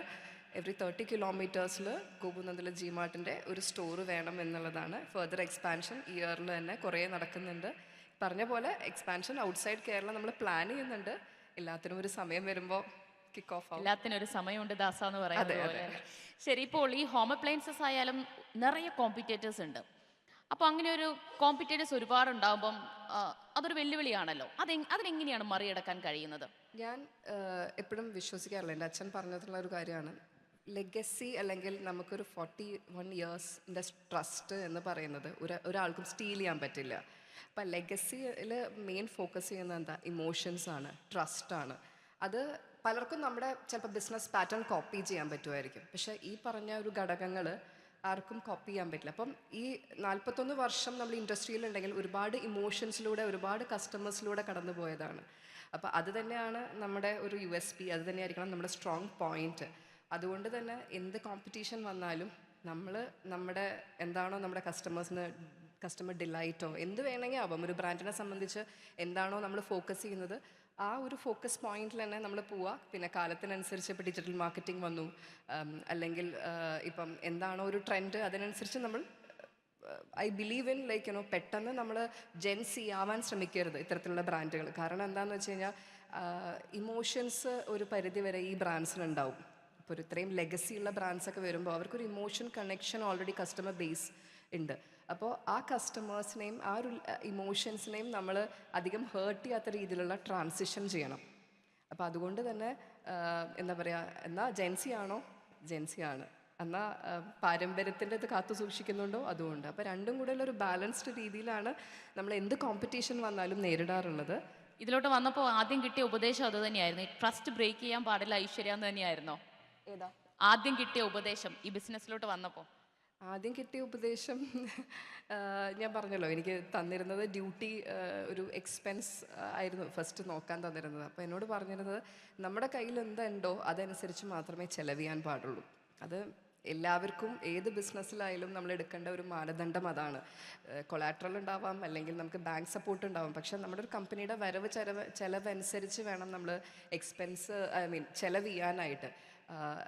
അതനുസരിച്ച് വേണം നമ്മൾ ഫ്യൂച്ചർ പ്ലാൻ ചെയ്യാൻ. നാളെ ഒരുപാട് വരവുണ്ടാവുമെന്ന് കണ്ട് ഇന്ന് ചെലവ് ചെയ്യരുതെന്നാണ്. എന്ന് വെച്ചാൽ നമ്മളിപ്പോൾ എന്താണോ നമുക്ക് കയ്യിലുള്ളതനുസരിച്ചാണ് നമ്മൾ എക്സ്പെൻസ് നമ്മൾ മാർക്കറ്റിങ്ങിന് വേണ്ടിയിട്ടോ അല്ലെങ്കിൽ ഏതെങ്കിലും രീതിയിൽ നമ്മൾ സ്പെൻഡ് ചെയ്യുകയാണെങ്കിൽ തന്നെ നമുക്ക് അതിനുള്ള വരവ് വരണം. ഇല്ലാത്ത രീതിയിൽ നമ്മൾ ചിലവഴിച്ചു കൊണ്ടിരുന്നു കഴിഞ്ഞാൽ കമ്പനി കൊളാപ്സ് ആവുകയല്ലേ ഉള്ളൂ. അപ്പോൾ ആദ്യം എന്നോട് അതാ പറഞ്ഞത്, ഒരു ബ്രാഞ്ചിനെ സംബന്ധിച്ച് ഇപ്പോൾ ഒരു സ്റ്റോർ എടുക്കുക, അന്ന് എനിക്ക് തോന്നുന്നു ഞങ്ങൾക്കൊരു 35 ബ്രാഞ്ചേ ഉണ്ടായിരുന്നുള്ളൂ. അപ്പോൾ ആ സമയത്ത് ആ 35 ബ്രാഞ്ചിൻ്റെയും എക്സ്പെൻസ് നോക്കാനായിരുന്നു എൻ്റെ ആദ്യത്തെ ഡ്യൂട്ടി ഉണ്ടായിരുന്നത്. അപ്പോൾ ഞാൻ വിചാരിച്ചു ഇത് എന്നെ നോക്കാൻ ഏൽപ്പിക്കുന്നത്, ഇതിനാണോ ഞാൻ വന്നിരുന്നത്, ഞാൻ ഡയറക്ടറായിട്ട് വരാമെന്നൊക്കെ പറഞ്ഞപ്പോൾ വലിയ സംഭവമൊക്കെ ആയിരിക്കും എന്ന് വിചാരിച്ചു. പക്ഷേ അതിൽ നിന്ന് നമ്മൾ ഒരുപാട് ലേൺ ചെയ്യും. ഇന്ന് എനിക്ക് എൻ്റെ ഒരു ബ്രാഞ്ചിൻ്റെ എക്സ്പെൻസ് എത്രയാണ്, അല്ലെങ്കിൽ എന്തുകൊണ്ട് അത് വന്നു, എന്തുകൊണ്ട് ഇത് വന്നു, നമുക്ക് തന്നെ ഒരു ധാരണയുണ്ടാവും. നമ്മുടെ ടീമിനെ നമുക്ക് ഉപദേശിക്കാൻ പറ്റും എന്ന് എനിക്ക് അതിൽ നിന്ന് മനസ്സിലായി. ശരി എറിൻ, ഇപ്പോഴത്തെ ഈ മാറ്റങ്ങൾക്കനുസരിച്ച് എന്തൊക്കെയാണ് ഐറിൻ്റെ ഐഡിയാസ്? ഈ ആക്സിമ ഫിൻവെസ്റ്റ് അത് കുറച്ചുകൂടെ കൂടുതൽ ബ്രാഞ്ചസ് തുടങ്ങാൻ അല്ലെങ്കിൽ കൂടുതൽ ഉയരങ്ങളിലേക്ക് എത്തിക്കാൻ? ഇപ്പോൾ നമ്മൾ പറയുവാണെങ്കിൽ എല്ലാം ടെക്നോളജിയാണ്. ഗോൾഡ് ലോൺ 10 സെക്കൻഡിലും 15 സെക്കൻഡിലും തരുന്ന കമ്പനികളുണ്ട്. അപ്പോൾ അതുപോലെ നമ്മുടെ ടെക്നോളജി അത്ര അധികം സ്ട്രെങ്തൻ ആക്കുക എന്നുള്ളത് ഒരു മേജർ ഫോക്കസാണ്. നമ്മളെപ്പോഴും ഒരു വെബ്സൈറ്റ് നോക്കുമ്പോൾ നമ്മൾ ഇപ്പോൾ ഒരു പ്രൊഡക്റ്റ് മേടിക്കുന്നതിന് മുന്നേ ആ വെബ്സൈറ്റ് വെച്ചിട്ടാണ് നമ്മൾ ജഡ്ജ് ചെയ്യുന്നത് how good the company is. അതായത് ഒരു ഇൻ്റർഫേസ് വെച്ചിട്ടാണ് നമ്മളിപ്പോൾ ഒരു കമ്പനിയെ തന്നെ ജഡ്ജ് ചെയ്യുന്നത്. So that good you should be in field of technology. അപ്പോൾ അതത്ര ഇമ്പോർട്ടൻ്റ് ആണ്. അപ്പോൾ നമ്മളും KLM ആക്സിവയിൽ നമ്മുടെ ടെക്നോളജിക്കൽ സൈഡ് ആയിക്കോട്ടെ, നമ്മുടെ കസ്റ്റമേഴ്സിന് ബ്രാഞ്ചിൽ വരാതെ തന്നെ ബാക്കി എല്ലാ കാര്യങ്ങളും ടെക്നോളജി ത്രൂ, നമ്മുടെ വെബ്സൈറ്റ് ത്രൂ, നമ്മുടെ ആപ്പ് ത്രൂ എല്ലാം ചെയ്യാൻ തക്ക വിധത്തിലേക്കാണ് നമ്മളിപ്പോൾ കമ്പനിയെ സ്ട്രാറ്റജൈസ് ചെയ്യുന്നത്. അതുപോലെ തന്നെ ബ്രാഞ്ചസിൻ്റെ കാര്യം പറയുവാണെങ്കിൽ ഇപ്പോൾ നമുക്ക് നമ്മുടെ ഫങ്ഷൻസ് ഉള്ളത് ഓവർ 6 സ്റ്റേറ്റ്സിലാണ്. അവിടെ ഓൾമോസ്റ്റ് 500+ ബ്രാഞ്ചസ് ആണ് നമുക്കുള്ളത്. അപ്പോൾ അതിൻ്റെ ഇരട്ടി അത്ര വിധത്തിൽ നമുക്കത് ഉയർത്തുവാനും അതൊക്കെയാണ് നമ്മളിപ്പോൾ ഫോക്കസ് ചെയ്യുന്നത്. നമ്മുടെ അസറ്റ് അണ്ടർ മാനേജ്മെൻറ്റ് ആണെങ്കിലും 1600 ക്രോസ് ചെയ്യുന്നത് ഒരു 5000 നമ്മളൊരു ഓൾറെഡി ഒരു 5 year പ്ലാനാണ് നമ്മുടെ മുന്നിൽ ഓൾറെഡി സ്ട്രാറ്റജൈസ് ചെയ്തിരിക്കുന്നത്. അതിനകത്ത് ഏറ്റവും വലിയ ഫോക്കസ് ഇതുപോലെ ബ്രാഞ്ച് എക്സ്പാൻഷൻ മാത്രമല്ല അവരുടെ പ്രോഫിറ്റബിലിറ്റി എത്രത്തോളം ഉണ്ട്, ഓരോ ബ്രാഞ്ചിൻ്റെ എഫിഷ്യൻസി എത്രത്തോളം ഉണ്ട് എന്നത് അളക്കുന്നതുമാണ്. ഞാൻ ഒരു ചോദിച്ചോട്ടെ, ഗോൾഡ് റേറ്റ് ഒരുപാട് കൂടുകയാണല്ലോ ഇപ്പോൾ, ഓരോ ദിവസവും അതിങ്ങനെ കൂടി ഇപ്പോൾ 1 lakhന് എബോവ് കടന്നു കഴിഞ്ഞു. പണയം വെക്കുന്നത് കുറവാണോ? പണയം വെക്കുന്നത് കുറവാണെന്ന് ചോദിച്ചാൽ ഇല്ലയെന്ന് തന്നെ പറയും. കാരണം അതിനത്ര ആളുകൾ നമുക്കുണ്ട്. എസ്പെഷ്യലി ഒരു ഓവറോൾ ഒരു കേസ് നോക്കുവാണെങ്കിൽ നമുക്ക് കേരളത്തിൽ നമ്മൾ കൂടുതൽ ഇൻവെസ്റ്റ്മെൻറ്റ് എടുക്കാനാണ് ഫോക്കസ് ചെയ്യുന്നത്. പക്ഷേ ഈ ഇൻവെസ്റ്റ്മെൻറ്റ് എടുക്കുന്ന ഫണ്ട് റെസ്റ്റ് ഓഫ് കേരളയിൽ നല്ല മൂവ്മെൻ്റ് ആണ്. അവിടെ ഒരു ഇൻട്രസ്റ്റ് റേറ്റും സെൻസിറ്റീവ് അത്ര ആണ് എന്ന് പറയാൻ തക്ക വിധത്തിൽ അല്ല. ഗോൾഡ് റേറ്റിൻ്റെ ഇതും അങ്ങനെ പറയാൻ പറ്റത്തില്ല. അത്രയധികം ആവശ്യക്കാർ ഒത്തിരി അധികം. കാരണം എല്ലാവരുടെ കയ്യിലും പെട്ടെന്നൊരു ആവശ്യം വന്നാൽ കിട്ടുന്ന സാധനമാണ് സ്വർണ്ണം. അതെല്ലാവരുടെ വീട്ടിലും എല്ലാ ആളുകളുടെ കയ്യിലും ഒരു തരി സ്വർണ്ണമില്ലാത്ത ആളുകളില്ല എന്ന് തന്നെ പറയാം. അപ്പോൾ ഏറ്റവും എളുപ്പത്തിൽ കിട്ടുന്ന ഒരു സോഴ്സ് ഓഫ് ഫിനാൻസ് ആയിട്ട് ഇപ്പോൾ ഗോൾഡ് ലോൺ മാറിയിട്ടുണ്ട്. അതിൻ്റെ അക്സെപ്റ്റൻസും അത്ര അധികം തന്നെയാണ്. ശരി, എറിൻ പഠിച്ചതും ഈ ഫീൽഡ് തന്നെയായിരുന്നു? ചെന്നൈയിലാണ് പഠിച്ചത്. BCom ഫിനാൻസ് ആണ് പഠിച്ചത്. എന്നിട്ട് I was working with Barclays bank for 2 years and then resign ചെയ്തിട്ടാണ് ഇങ്ങോട്ടേക്ക് ജോയിൻ ചെയ്തത്. സ്വന്തം ഇഷ്ടപ്രകാരം തീരുമാനിച്ച് റിസൈൻ ചെയ്തതിലേക്ക് വരികയായിരുന്നു? അതെ, ഞാൻ മാസ്റ്റേഴ്സിന് വേണ്ടിയിട്ടാണ് റിസൈൻ ചെയ്തത്. എന്തായിരുന്നു ആ റിസൈൻ ചെയ്യാനുള്ള ഒരു കാരണം? ഒരു കാര്യം എനിക്ക് മനസ്സിലായി, നമ്മൾ പൈസയ്ക്ക് വേണ്ടി പോയിട്ട് കാര്യമില്ല അതാണ് ബേസിക് കാരണം. ഒരു ജോബ് സാറ്റിസ്ഫാക്ഷൻ എന്നുള്ളത് ഏറ്റവും ഇമ്പോർട്ടൻ്റ് ആണ് എനിക്ക് മനസ്സിലായി. ഞാൻ ഓർക്കുന്നു, എനിക്ക് പ്ലേസ്മെൻറ്റ് കിട്ടിയപ്പോൾ എൻ്റെ കോളേജിൽ ഹയസ്റ്റ് പാക്കേജാണ് എനിക്ക് കിട്ടിയത്. അപ്പോൾ ഞാൻ വിചാരിച്ചു ലോകം കീഴടക്കി എന്നാണ് ഞാൻ വിചാരിച്ചത്. പക്ഷെ അങ്ങനെ ആയിരുന്നില്ല. ജോബ് സാറ്റിസ്ഫാക്ഷൻ ഏറ്റവും ഇമ്പോർട്ടൻ്റ് ആണ്. നമ്മൾ ചെയ്യുന്ന കാര്യത്തിലൊരു സാറ്റിസ്ഫാക്ഷൻ, അല്ലെങ്കിൽ നമ്മൾ ചെയ്യുന്ന കാര്യം ഒരു മീനിങ് ഫുൾ ആയിട്ടുള്ളൊരു ഡിസിഷനിലേക്കാണോ അത് കൊണ്ടെത്തുന്നത് എന്നത് ഭയങ്കര ഇമ്പോർട്ടൻ്റ് ആണ്. അത് റിയലൈസ് ചെയ്തു. അപ്പോൾ ഇപ്പോൾ ഹാപ്പിയാണ്? ഇപ്പോൾ ഹാപ്പിയാണ്. അന്ന് ആ ജോലി വിട്ടുള്ള നിരാശയൊന്നുമില്ല? അന്ന് ആ ജോലിക്ക് പോകുമ്പോൾ പലരും ചോദിച്ചിരുന്നു, സ്വന്തമായിട്ടൊരു ബിസിനസ് ഉള്ളപ്പോൾ എന്തിനാ വേറെ ജോലിക്ക് പോകുന്നതെന്ന്? അന്ന് ഞാൻ ഇങ്ങനെയാണ് കമ്പയർ ചെയ്ത്, ഇവിടെ പോയാൽ കിട്ടുന്നതിനേക്കാൾ കൂടുതൽ അവിടെ പോയാൽ കിട്ടും. അപ്പോൾ പിന്നെ അങ്ങോട്ട് പോകാമെന്ന് വിചാരിച്ചിട്ടാണ് പോയത്. പക്ഷെ അതിൽ കാര്യമില്ല എന്ന് മനസ്സിലായി. ശരി അജിൽ, നമ്മളിപ്പോൾ ഹൈലൈറ്റിൻ്റെ പല ഡൈവേർഷൻസിനെ കുറിച്ച് പറഞ്ഞല്ലോ. കൊച്ചിയിൽ തന്നെയാണ് ഇപ്പോൾ ഹൈലൈറ്റ് ബോളിവുഡ് തുടങ്ങുന്നത്, പിന്നെ വേൾഡ് ട്രേഡ് സെൻറ്റർ കേരളത്തിൽ. അപ്പോൾ അതിനെക്കുറിച്ചൊന്ന് പറയാമോ, ആ പുതിയ വർക്ക്സിനെ കുറിച്ച്, പ്രോജക്ട്സിനെ കുറിച്ച്? ഈ പറഞ്ഞ ഹൈലൈറ്റ് ബോളിവുഡ് എന്ന് പറയുന്നത് കൊച്ചിയിലുള്ള ഒരു വെല്ലിംഗ്ടൺ ഐലൻഡിലുള്ള ഒരു റീറ്റെയിൽ പ്രോജക്റ്റാണ്. ഇറ്റ്സ് എൻ ഓപ്പൺ കോൺസെപ്റ്റാണ്, ഒരു ന്യൂ കോൺസെപ്റ്റ് ടു ഇന്ത്യ. ഇങ്ങനൊരു എനിക്ക് തോന്നുന്നു എല്ലാവരും വിചാരിക്കുന്നത്, ഇപ്പോൾ പറയുന്നു, കുറച്ച് പേര് പറയുന്നു ഷോപ്പിംഗ് മാൾ ആണോ എന്നൊക്കെ ഉള്ളത്. പക്ഷേ it's not a typical shopping mall, it's a different experience which we are providing. അത് റീറ്റെയിൽ, F&B എല്ലാം എൻ്റർടൈൻമെൻറ്റ്, സ്നോ പാർക്ക് എല്ലാം വരുന്നൊരു ഡിഫറെൻറ്റ് പ്രോജക്റ്റാണ്. വാട്ടർ ഫ്രണ്ട് ആണ്, 1/2 kilometer സ്ട്രെച്ചിൽ വാട്ടർ ഫ്രണ്ട്. അതാണ് കൊച്ചിയിൽ വരുന്ന ഈ ബോളിവുഡ് എന്ന് പറഞ്ഞിട്ടുള്ള project. And WTC, it's again one of the world's largest WTC. ഏകദേശം 1 കോടി സ്ക്വയർ ഫീറ്റ് വരുന്ന ഒരു മെഗാ പ്രോജക്റ്റാണ്, ഒരു ഡ്രീം പ്രോജക്റ്റാണ്. അത് മൾട്ടിപ്പിൾ ടവേഴ്സിലായിട്ടാണ് ചെയ്യുന്നത്. അതിൻ്റെ ഫസ്റ്റ് ടവർ നെക്സ്റ്റ് മന്താണ് നമ്മൾ ഫിറ്റ് ഔട്ടിന് ഹാൻഡ് ഓവർ ചെയ്യുന്നത്. ഓൾറെഡി ഫിറ്റ് ഔട്ട് സ്റ്റാർട്ട് ചെയ്തു. നെക്സ്റ്റ് മന്താണ് അതിൻ്റെ ഓപ്പണിംഗ് വരുന്നത്. ഈ മന്തിൻ്റെ നമ്മൾ വർക്ക് ഫിനിഷ് ചെയ്യുന്നുണ്ട്. അതാണ് ഫസ്റ്റ് ടവർ. അത് specially it's called WTC learning park. It's specially for educational institutions. അങ്ങനെ ഇപ്പം കോഴിക്കോട് ഒരു എഡ്യൂക്കേഷണൽ ഹബ്ബായി മാറിക്കൊണ്ടിരിക്കുകയാണ്. അപ്പം അങ്ങനെ ഒരു unique space for students and this institutions. അങ്ങനെ സ്പേസ് വേണം എന്നുള്ളതിനാണ് ഞങ്ങളൊരു റെക്കോർഡ് സ്പീഡിലാണ് ശരിക്കും അത് കൺസ്ട്രക്ട് ചെയ്തിട്ടുള്ളത്. ഫ്യൂ മന്ത്സ് കൊണ്ടാണ് ശരിക്കും അത്രയും വലിയൊരു ബിൽഡിംഗ് നമ്മൾ കൺസ്ട്രക്ട് ചെയ്ത് കംപ്ലീറ്റ് ചെയ്യുന്നത്. അതാണ് ഫസ്റ്റ് WTCയുടെ ഫസ്റ്റ്. അതാണ് എൻ്റെ ഒരു വലിയ സംശയം. ഇത്രയും വലിയൊരു ബിഗ് പ്രോജക്റ്റ് ആണ്, കോടികൾ മുടക്കി നമ്മൾ ചെയ്യുന്ന അല്ലെങ്കിൽ പൂർത്തീകരിക്കാൻ പോകുന്നതാണ്. അത്രയും ആവശ്യക്കാരുണ്ടോ കേരളത്തിൽ? ഒന്ന് ഈ പറഞ്ഞ പോലെ തന്നെ, ഒന്ന് ഞാൻ നേരത്തെ പറഞ്ഞ പോലെ കേരളത്തിൻ്റെ ആറ്റിറ്റ്യൂഡ് എല്ലാം മാറിക്കൊണ്ടിരിക്കുകയാണ്. അപ്പം ഇപ്പം നേരത്തെ മിനിസ്റ്റർ എന്ന് പറഞ്ഞു, ലിങ്ക്ഡിൻ സർവേ പറഞ്ഞു, ഒരു 40,000 people have migrated back. Reverse migration നടന്നുകൊണ്ടിരിക്കുന്നത്, ഓൺടർപ്രണർ റിവേഴ്സ് മൈഗ്രേഷൻ. ഇപ്പം ഈ ഇരിക്കുന്ന ആൾക്കാരെന്നെ പറഞ്ഞല്ലോ, ഒരു 5-6 വർഷം കഴിഞ്ഞ് വേറെ കമ്പനീസിലൊക്കെ വർക്ക് ചെയ്ത് തിരിച്ചു വന്നതാണെന്നുള്ളത്. അങ്ങനെ ഇവിടെ ഇരിക്കുന്ന ഒരുപാട് പേരുണ്ടാവും, അല്ലെങ്കിൽ അവരെ മക്കളും കാര്യങ്ങളൊക്കെ തിരിച്ചു വരാൻ ആഗ്രഹിക്കുന്ന ഒരുപാട് പേരുണ്ട്. ബട്ട് ഐ തിങ്ക് ഒരു ലിമിറ്റഡ് ഓപ്പർച്യൂണിറ്റി ഇല്ലാത്തതുകൊണ്ടാണ് ശരിക്കും, അല്ലെങ്കിൽ ഓപ്പർച്യൂണിറ്റി ഇല്ലാത്തതുകൊണ്ടാണ് കേരളത്തിലേക്ക് മടങ്ങി വരാത്തത്. അതുകൂടാതെ ഒരുപാട് പേര് പുറത്തു പോകാൻ മടിയുള്ളതും അല്ലെങ്കിൽ സാഹചര്യം ഇല്ലാത്തതുകൊണ്ട് ശരിക്കും എഡ്യൂക്കേറ്റഡ് ആയിരിക്കാം, ദേ ഹാവ് മാസ്റ്റേഴ്സ് ഡിഗ്രിയും എല്ലാം കാര്യങ്ങളും ഉണ്ടാവും, പക്ഷേ പുറത്തു പോകാനും പറ്റുന്നില്ല. ഇവിടെ അതിനനുസരിച്ചുള്ള ഓപ്പർച്യൂണിറ്റി നാട്ടിലില്ല. അതുകൊണ്ട് വർക്ക് ചെയ്യാത്ത ഒരുപാട് പേരുണ്ട്. So we are trying to bridge that gap between the companies and the work force. നമ്മളടുത്ത് നല്ല ക്വാളിറ്റി മാൻ പവർ ഉണ്ട് throughout Kerala. Quality man power I'm saying when compared to the other states. Or the other parts of the world. ആ quality man പവറും അങ്ങനത്തെ companies ഇവിടെ കൊണ്ടുവരുമ്പോൾ അവർക്ക് നല്ലൊരു ഗ്രേഡ് എ സ്പേസ് കൊടുക്കണമല്ലോ. അതിനാണ് ഞങ്ങൾ ഈ WTC എന്ന് പറഞ്ഞിട്ടുള്ള മെഗാ പ്രോജക്റ്റ്, ഡ്രീം പ്രോജക്റ്റ് എന്നുള്ള കേരളത്തിലേക്ക് കൊണ്ടുവരുന്നതും. അങ്ങനെയുള്ള ഓൾറെഡി ഒരുപാട് കമ്പനീസിന് എൻക്വയറീസ് നമുക്ക് റിസീവ് ചെയ്തിട്ടുണ്ട്. ഈ learning park almost fully leased ആണ്, ഓൾമോസ്റ്റ് ഈവൻ ബിഫോർ കംപ്ലീഷൻ. അപ്പോൾ അത്രയും നല്ല ട്രാക്ഷൻ ഓൾറെഡി കിട്ടിയിട്ടുണ്ട്. And we are bringing more projects across the state. ട്രിവാൻഡ്രത്ത് നമ്മളൊരു IT പാർക്ക് സ്റ്റാർട്ട് ചെയ്യുന്നുണ്ട്, കൊച്ചിയിലുണ്ട്, കാലിക്കറ്റിൽ apart from WTC we have couple of other IT building projects. And last week we have just signed a project, Kozhikode ഒരു mega project. ഈ month നമ്മളത് inauguration ചെയ്യുന്നുണ്ട്, അല്ലെ അനൗൺസ്മെൻറ്റ് ചെയ്യുന്നുണ്ട്. അതൊരു മെഗാ പ്രോജക്റ്റ് ആയിരിക്കും. മിനിസ്റ്റർ നേരത്തെ പറഞ്ഞ പോലെ തന്നെ GCC global capability centres and data centres ഒക്കെ കൊണ്ടുവരാനുള്ള ഒരു മെഗാ പ്രോജക്റ്റ് ആയിരിക്കും അത്. കോഴിക്കോട് എവിടെയാണത്? You can just wait for few more days or few weeks. ഈ മന്തിൽ നിന്ന് നമ്മൾ അത് അനൗൺസ് ചെയ്യുന്നുണ്ടാവും. അതൊരു മെഗാ പ്രോജക്റ്റ് ആണ്, അഗെയിൻ നെക്സ്റ്റ് ഡ്രീം പ്രോജക്റ്റ്.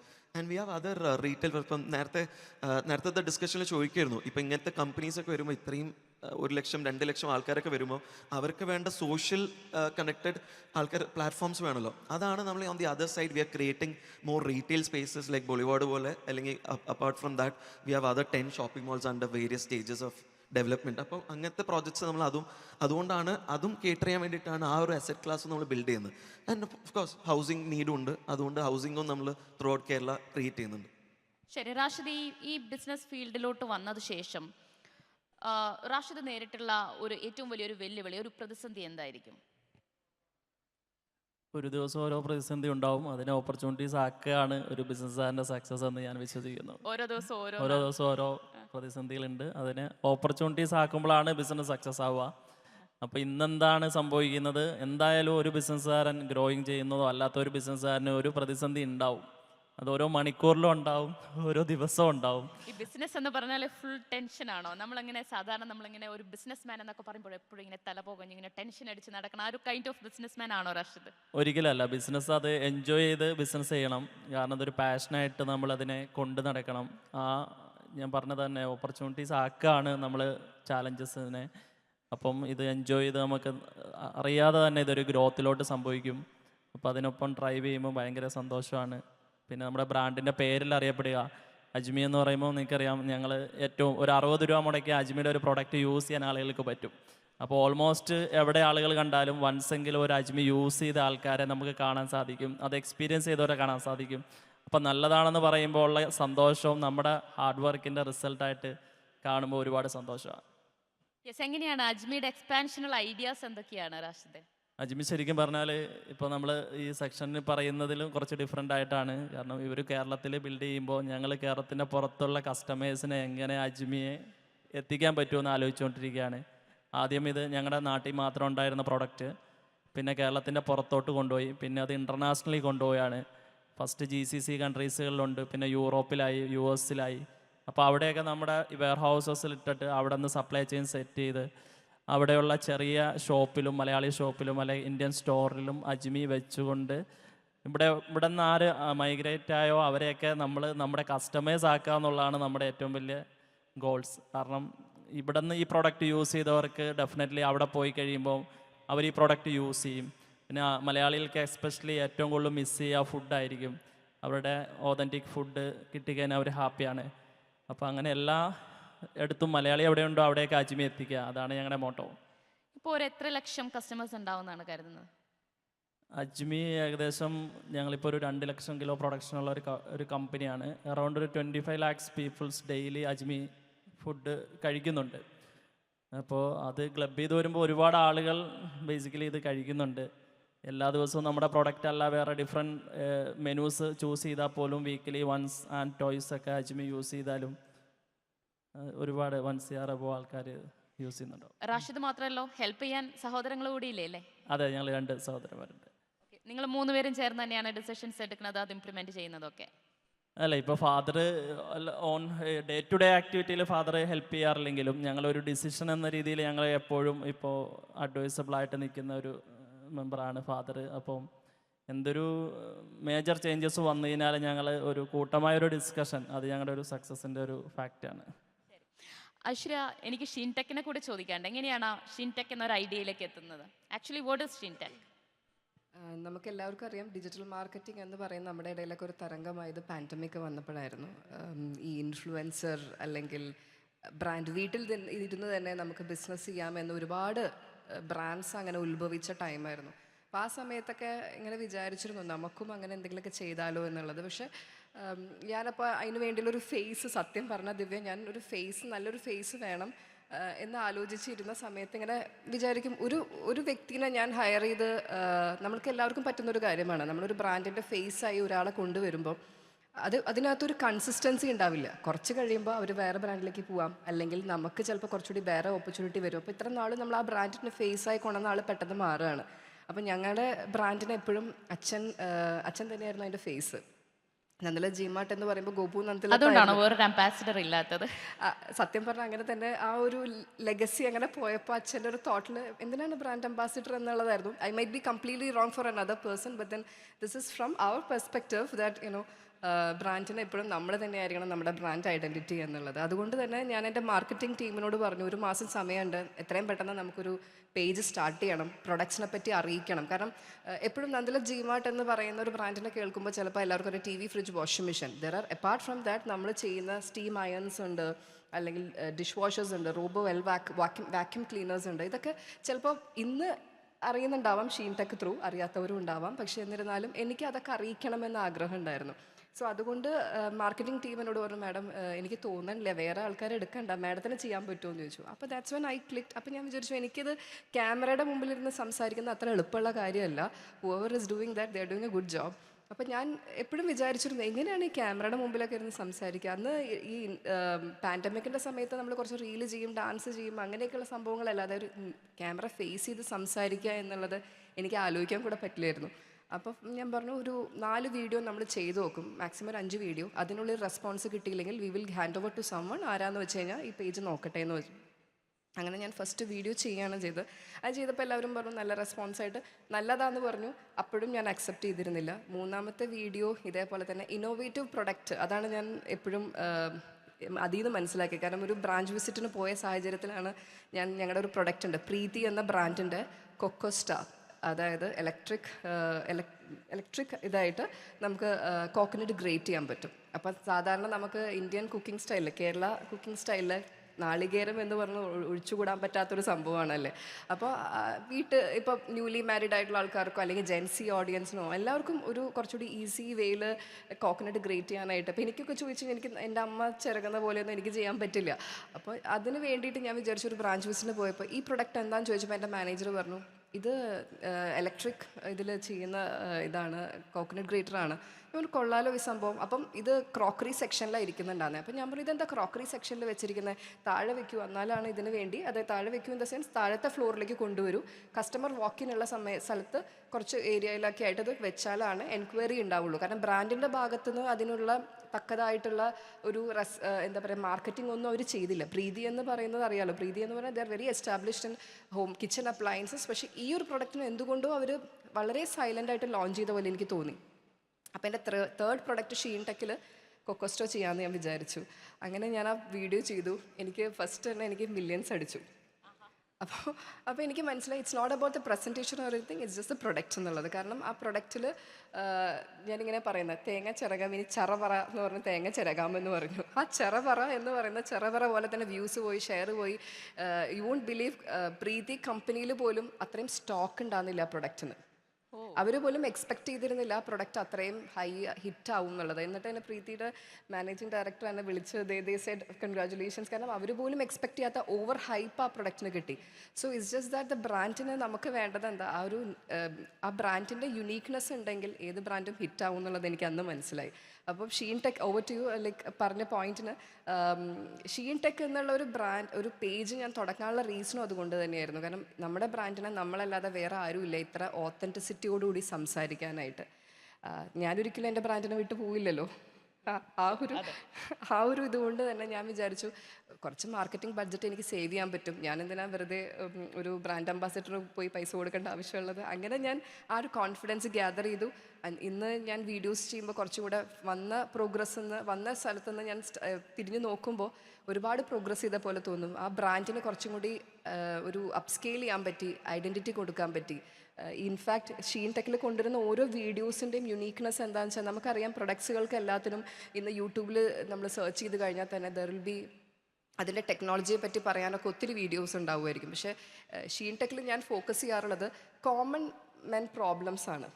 ഇപ്പം ഒരു വാഷിംഗ് മെഷീൻ വാങ്ങണമെങ്കിൽ വാഷിംഗ് മെഷീൻ നമുക്ക് എല്ലാവർക്കും അറിയാം, തുണി കഴുകാനുമാണ്, അല്ലെങ്കിൽ ഡ്രയറും ഒക്കെ ഉള്ളതുണ്ട് എന്നൊക്കെ ഉള്ളത് അറിയാം. പക്ഷേ അപ്പാർട്ട് ഫ്രം ദാറ്റ് അതിൽ നിന്നുള്ള അതിൻ്റെ ചിലപ്പോൾ പുതിയൊരു ആഡ് ഓൺ ഫീച്ചർ എങ്ങനെയാണ് നമുക്ക് ഡേ ടു ഡേ ലൈഫിൽ നമുക്ക് യൂസ്ഫുൾ ആവുക, അതായിരുന്നു എൻ്റെ main thought about Sheen tech.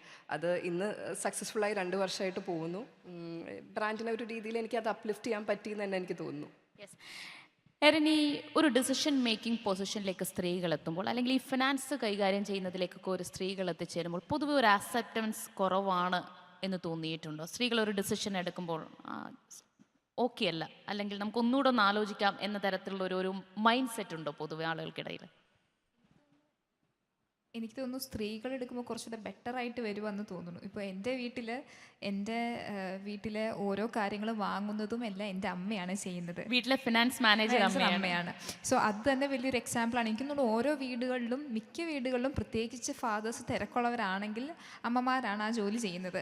കൂടാതെ അമ്മയും ഡയറക്ടറാണ്, അമ്മ അവിടെയും ചെയ്യുന്നു ഇവിടെയും ചെയ്യുന്നു. So I feel like it's better. കാരണം സ്ത്രീകൾക്ക് ആ ഒരു എഡ്ജ് ഉണ്ടെന്ന് എനിക്ക് പലപ്പോഴും തോന്നാറുണ്ട്. ഇപ്പോൾ ഞാൻ എന്തെങ്കിലും ചിലവാക്കുമ്പോൾ ഇത് ഞാൻ ഇത്ര ചിലവാക്കിയാൽ അതിനുള്ള വരവ് എനിക്കുണ്ടോ എന്ന് ഞാൻ ചിന്തിച്ചിട്ടാണ് ചിലവാക്കാറ്. അപ്പോൾ ആ ഒരു എഡ്ജ് ഉണ്ടെന്നാണ് ഇൻബോണായിട്ട് അങ്ങനെ ഒരു കഴിവ് സ്ത്രീകൾക്കുണ്ടെന്ന് ഞാൻ പറയും.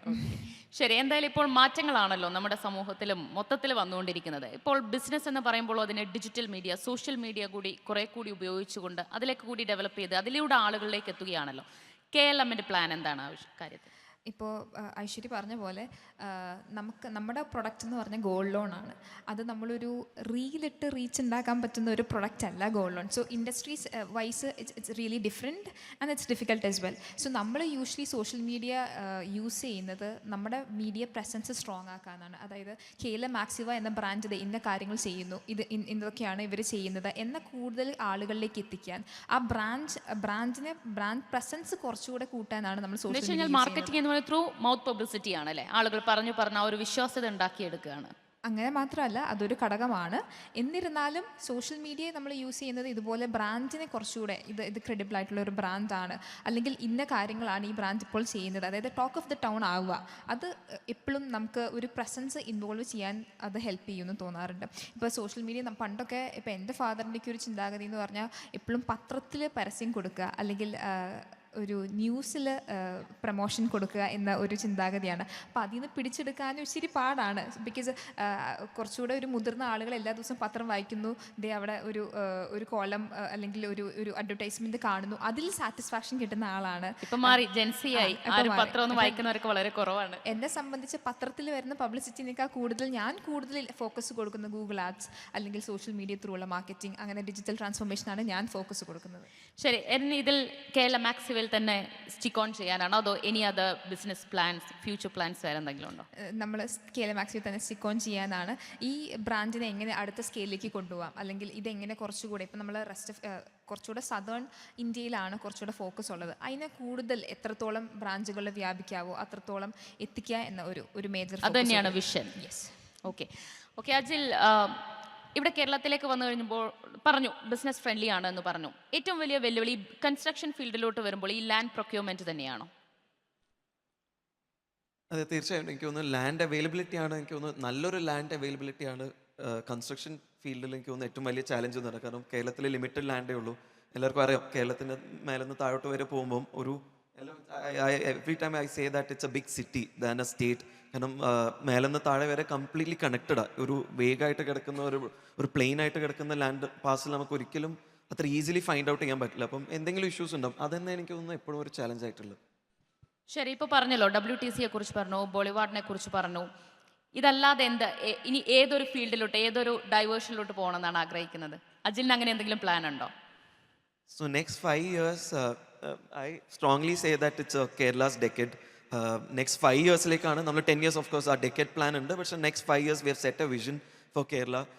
another 50 million square feet of developments across the state in various sectors ആയിട്ടാണ്. അത് ഞാൻ പറഞ്ഞില്ല, റെസിഡൻഷ്യലും കമേഴ്ഷ്യലും റീറ്റെയിലും ഹോസ്പിറ്റാലിറ്റി, അങ്ങനെ ഒരുപാട് കേസിൽ ലോജിസ്റ്റിക്സ്, അങ്ങനെ ഒരുപാട് കേസിൽ നമ്മൾ പ്ലാൻ ചെയ്തിട്ടുണ്ട്. 50 million square feet, 5 കോടി സ്ക്വയർ ഫീറ്റ് ആണ് അടുത്തൊരു 5 വർഷം കൊണ്ട് നമ്മൾ ചെയ്യാൻ ഉദ്ദേശിക്കുന്നത്. ഏതൊരു ബിൽഡറും 10-30 വർഷം കൊണ്ട് ചെയ്യുന്ന ഒരു വോള്യൂമാണ് നമ്മളൊരു നെക്സ്റ്റ് 5 ഇയേഴ്സിലേക്ക് ആഗ്രഹിക്കുന്നത്. അപ്പം അതാണ് നമ്മൾ വിഷൻ സെറ്റ് ചെയ്തത്. അതിൻ്റെ ഭാഗമായിട്ടാണ് WTC അടക്കമുള്ള ഒരുപാട് പ്രോജക്ട്സ് നമ്മൾ ഓൾറെഡി ലോഞ്ച് ചെയ്തു.